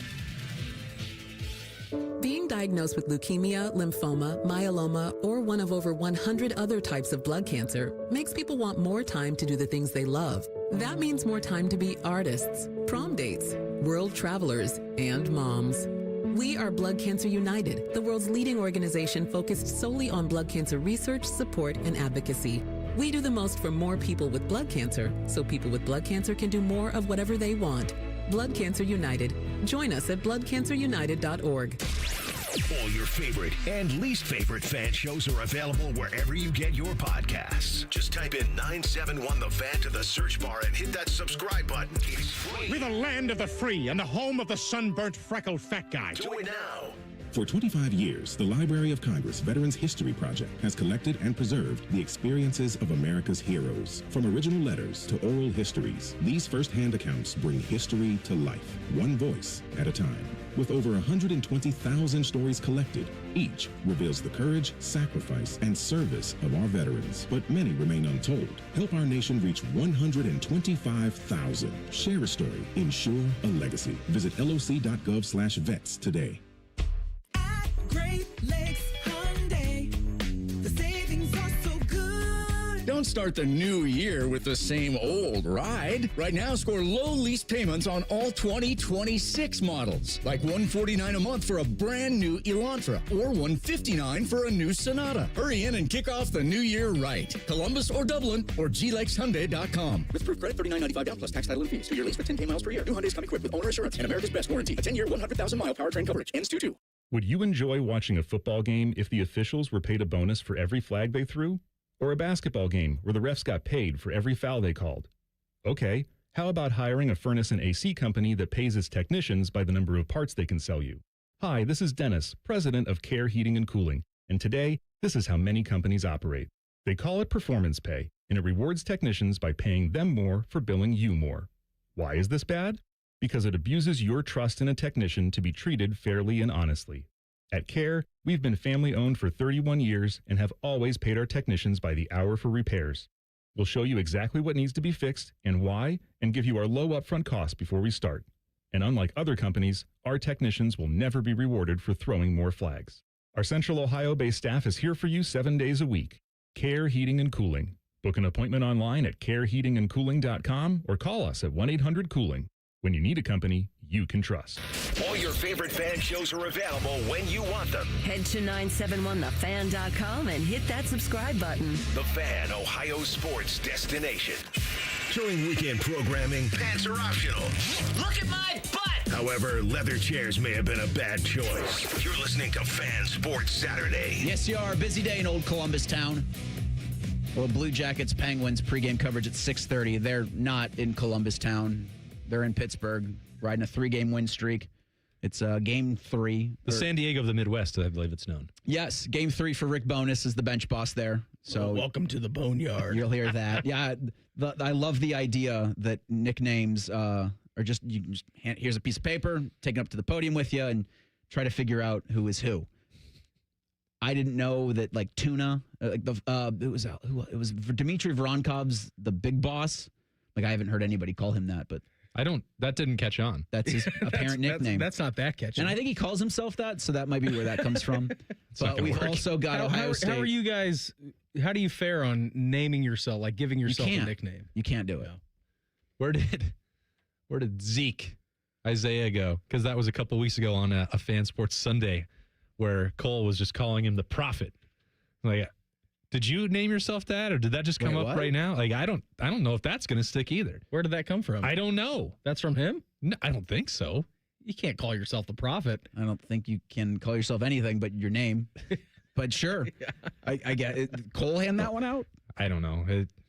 It got weird, and then he called him that for the rest of the show. So he called on Wednesday night, 6:15 on the Buckeye Show. I was jumping on with Beamer and Jay-Z. And he said, "Hey, are you ready to go on?" I said, "Prophet!" And he completely no-sold it. Didn't even act like I said it. Nothing phases. It's like, no, you got 30 seconds and you're on. Okay. All right. Well, never mind. Just trying to have a good time with you, Zeke, the Prophet. Zeke, the Prophet, sounds like a musician. There he is. Now he's laughing. We've got a full crew in here right Brandon now. Beam on with us. He'll gently warm you up here in a couple of minutes as Ohio State prepares to take on UCLA. Ever so gently. He's preparing to talk you through it for 15 minutes through a warm-up show. It's not even that, Reese. It's like 9. It's like 9 minutes. I don't think there's such things as must-wins in January, but this is must-not-lose. Yeah, you can't do it, right? I mean, you split on the West Coast. You beat Oregon like a war drum, and then bad second-half collapse against Washington last weekend. You did get a week off, which is good. Christoph Tilley, we'll see what happens with him. I believe he is supposed to play today, was dealing with a concussion issue. I do think he is. I think he is going to play today against UCLA. He's available. Yeah, he is. But anytime you bring UCLA into this building, the last time they visited Columbus, you guys want to take a guess at the date that they last came here? Was Kevin Love on the team? No. Oh. Maybe more Bill Walton. Whoa. Considering the number of times that they've played. 1968 was the last time that UCLA paid a visit here in Columbus. Wow. Overdue. Yeah. 7-7. It's the rubber match coming up here. Here we go. Yeah. Game 15. In the Where would you series. put it on the must-win scale? It's about a 7. Okay. I would think. 6, 7. What? No one made you do that. I know. I did that. This is a mistake. I did that myself. We've made a mistake. Willie's not even old enough to do that. No, he's not, but his cousins are, and that's where he's at right now.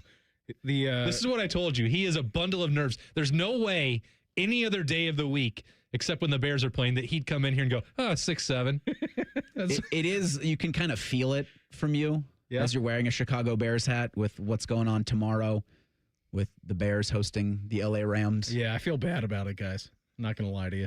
No, you don't. You told me you win the first one, absolutely going to the NFC I did say that. I said that. I said you win the first game, you slay the Dragon, slay the Beast, and the Packers. We're going to the NFC Championship. See, lock it down. So we'll see what happens tomorrow night. But I do feel negative about it, Reese. Why? I always get asked, like, what would you do if the Browns won the Super Bowl? I'm like, brother, they got to make the playoffs first. And now your Chicago Bears are a game away from the NFC Championship. They're a game away, plus they're a game away tonight from hosting the NFC Championship. Think about that. Let's get the optimism going. Think about what that would look like. I feel bad about it because the Bears defense, very bad. Matthew Stafford, Rams offense, very good. So I think there's a high likelihood tomorrow that the Rams put up about 70 points on the Bears. Oh, no. One of the more comical narratives from divisional weekend is like, it's going to be cold in Chicago. How do you think the Los Angeles team's going to fare? I'm like, they got Matt Stafford. I think it'll be fine. I think he played in that division for 15 years. I think he's going to bother this team. But did he play well in the cold? I think, well, he was with the Lions, so that answer would be no. Well, there's a roof on that home stadium. And what happened when he was in Green Bay? Or going to Soldier Field. Nothing good. Let's might have won a speak it couple into games existence. There. Never mind. Let's skip past that one. The Bears win tomorrow. No, you're not. Are you going to watch? Are you watching with Murph? What's the plan? No, I'm watching at home. I told this to Pat last night during the show. He invited me to a lovely bar that we go watch Manchester United, who secured a big 2-0 victory today in the Manchester Derby against City. I said, there's absolutely no chance that I watch this with you, Patrick, because you need to put me in an insane asylum during Bears games because I can't watch it with anybody other than my family. Can't do it. No chance. Have you made Willie a Bears fan? Yeah, anytime I'm wearing Bears gear, he looks at it and goes, Chicago Bears. So that's right. So I don't know what his fandom is going to bring. Anything other than being a Packers fan, fine. Like, we'll dive in. He really has kind of taken a liking to the Jaguars. Oh, no. Because he liked their logo last weekend. He goes, that's Jaguar. Logo and colors. Yeah. Yeah. That's Lib's backup team is the Dolphins, so I know exactly what's happening there. Yeah. His great uncle Michael Bennett, gave him he was down in Mexico City a couple of years ago and got him a Jaguar, death whistle. And so we have that. And so he knows what a Jaguar is. So when he was watching it on the TV last week, and the Jags unfortunately lose to your Josh Allen and the Buffalo Bills. You're not going to beat him. He was all in on the Jags logo and the guy behind the uprights, the field goal post, all in on the Jags. What's it? Jackson DeVille, is that his name? I believe so. Yeah. Believe you're right. He is a fine mascot. He is. One of the finest you'll meet. Googled a Jaguar death whistle, a type of ancient Mexican clay whistle often shaped like a jaguar or skull. Yeah. That produces a terrifying, powerful shriek or growl. That is correct. That's a really fine gift for what is he giving that to a kid? Dude, there's so many questions. It's made out of just clay, and it's it's hard. And so he throws it. I'm like, dude, you're going to break it. You're going to break this thing. But his lung power has increased over the last couple of years. You could probably give it a... It's getting loud now. It's good reps. Yeah. Mimicking animal calls or human screams to induce fear in rituals or warfare. Yeah, that's what it is. It's... Maybe talk to Uncle Mike about his gift giving here. I was going to ask... He doesn't know what he's doing. About Caleb Williams. If he's able to continue his heroics, because he needed against the Packers, he needed against the Rams, do you build the statue? I think we're already in that process, Reese. Already getting the mold together. Already fitted him. I think we're already pretty close. They made an ice statue of him the other day. That's how you practice. Yeah. You can make mistakes that way. You can just melt it down and then try again. Yeah. We'll have both Sunday contests right here on the Fan. So if you're interested in hearing, I think the Westwood 1 call. I believe so. And then the Houston Texans, the New England Patriots. That's my rooting interest in this. I just want to see Stroud do well. I do too. He did not do well in their last game. But they won by... That's all you need. They scored 23 unanswered. Yeah. CJ Stroud versus Braves, you can't go wrong. No, I mean... Travion. Do you have a Buckeye on every one of these rosters? I believe so. I don't know on the Bills. Who's in Buffalo? Yeah. On the Broncos. Joey Bosa. Bosa's on the Bills. That's right. And Josh Allen. So Buckeye. Right, Buckeye. Honorable Buckeye. Favorite Buckeye. All right, we've got to step aside so you can gently warm Ohio State's fan base up for their game today against the UCLA Bruins. Tip-off will be at 1 o'clock. Austin, it was good for me. Hopefully it was good for you. I enjoyed it. All right, maybe we'll do this next week. Sports Saturday on the Fan. The radio couldn't contain us, so we've taken over YouTube. Catch Morning Juice weekday mornings at 6 by searching 971 The Fan. Do it.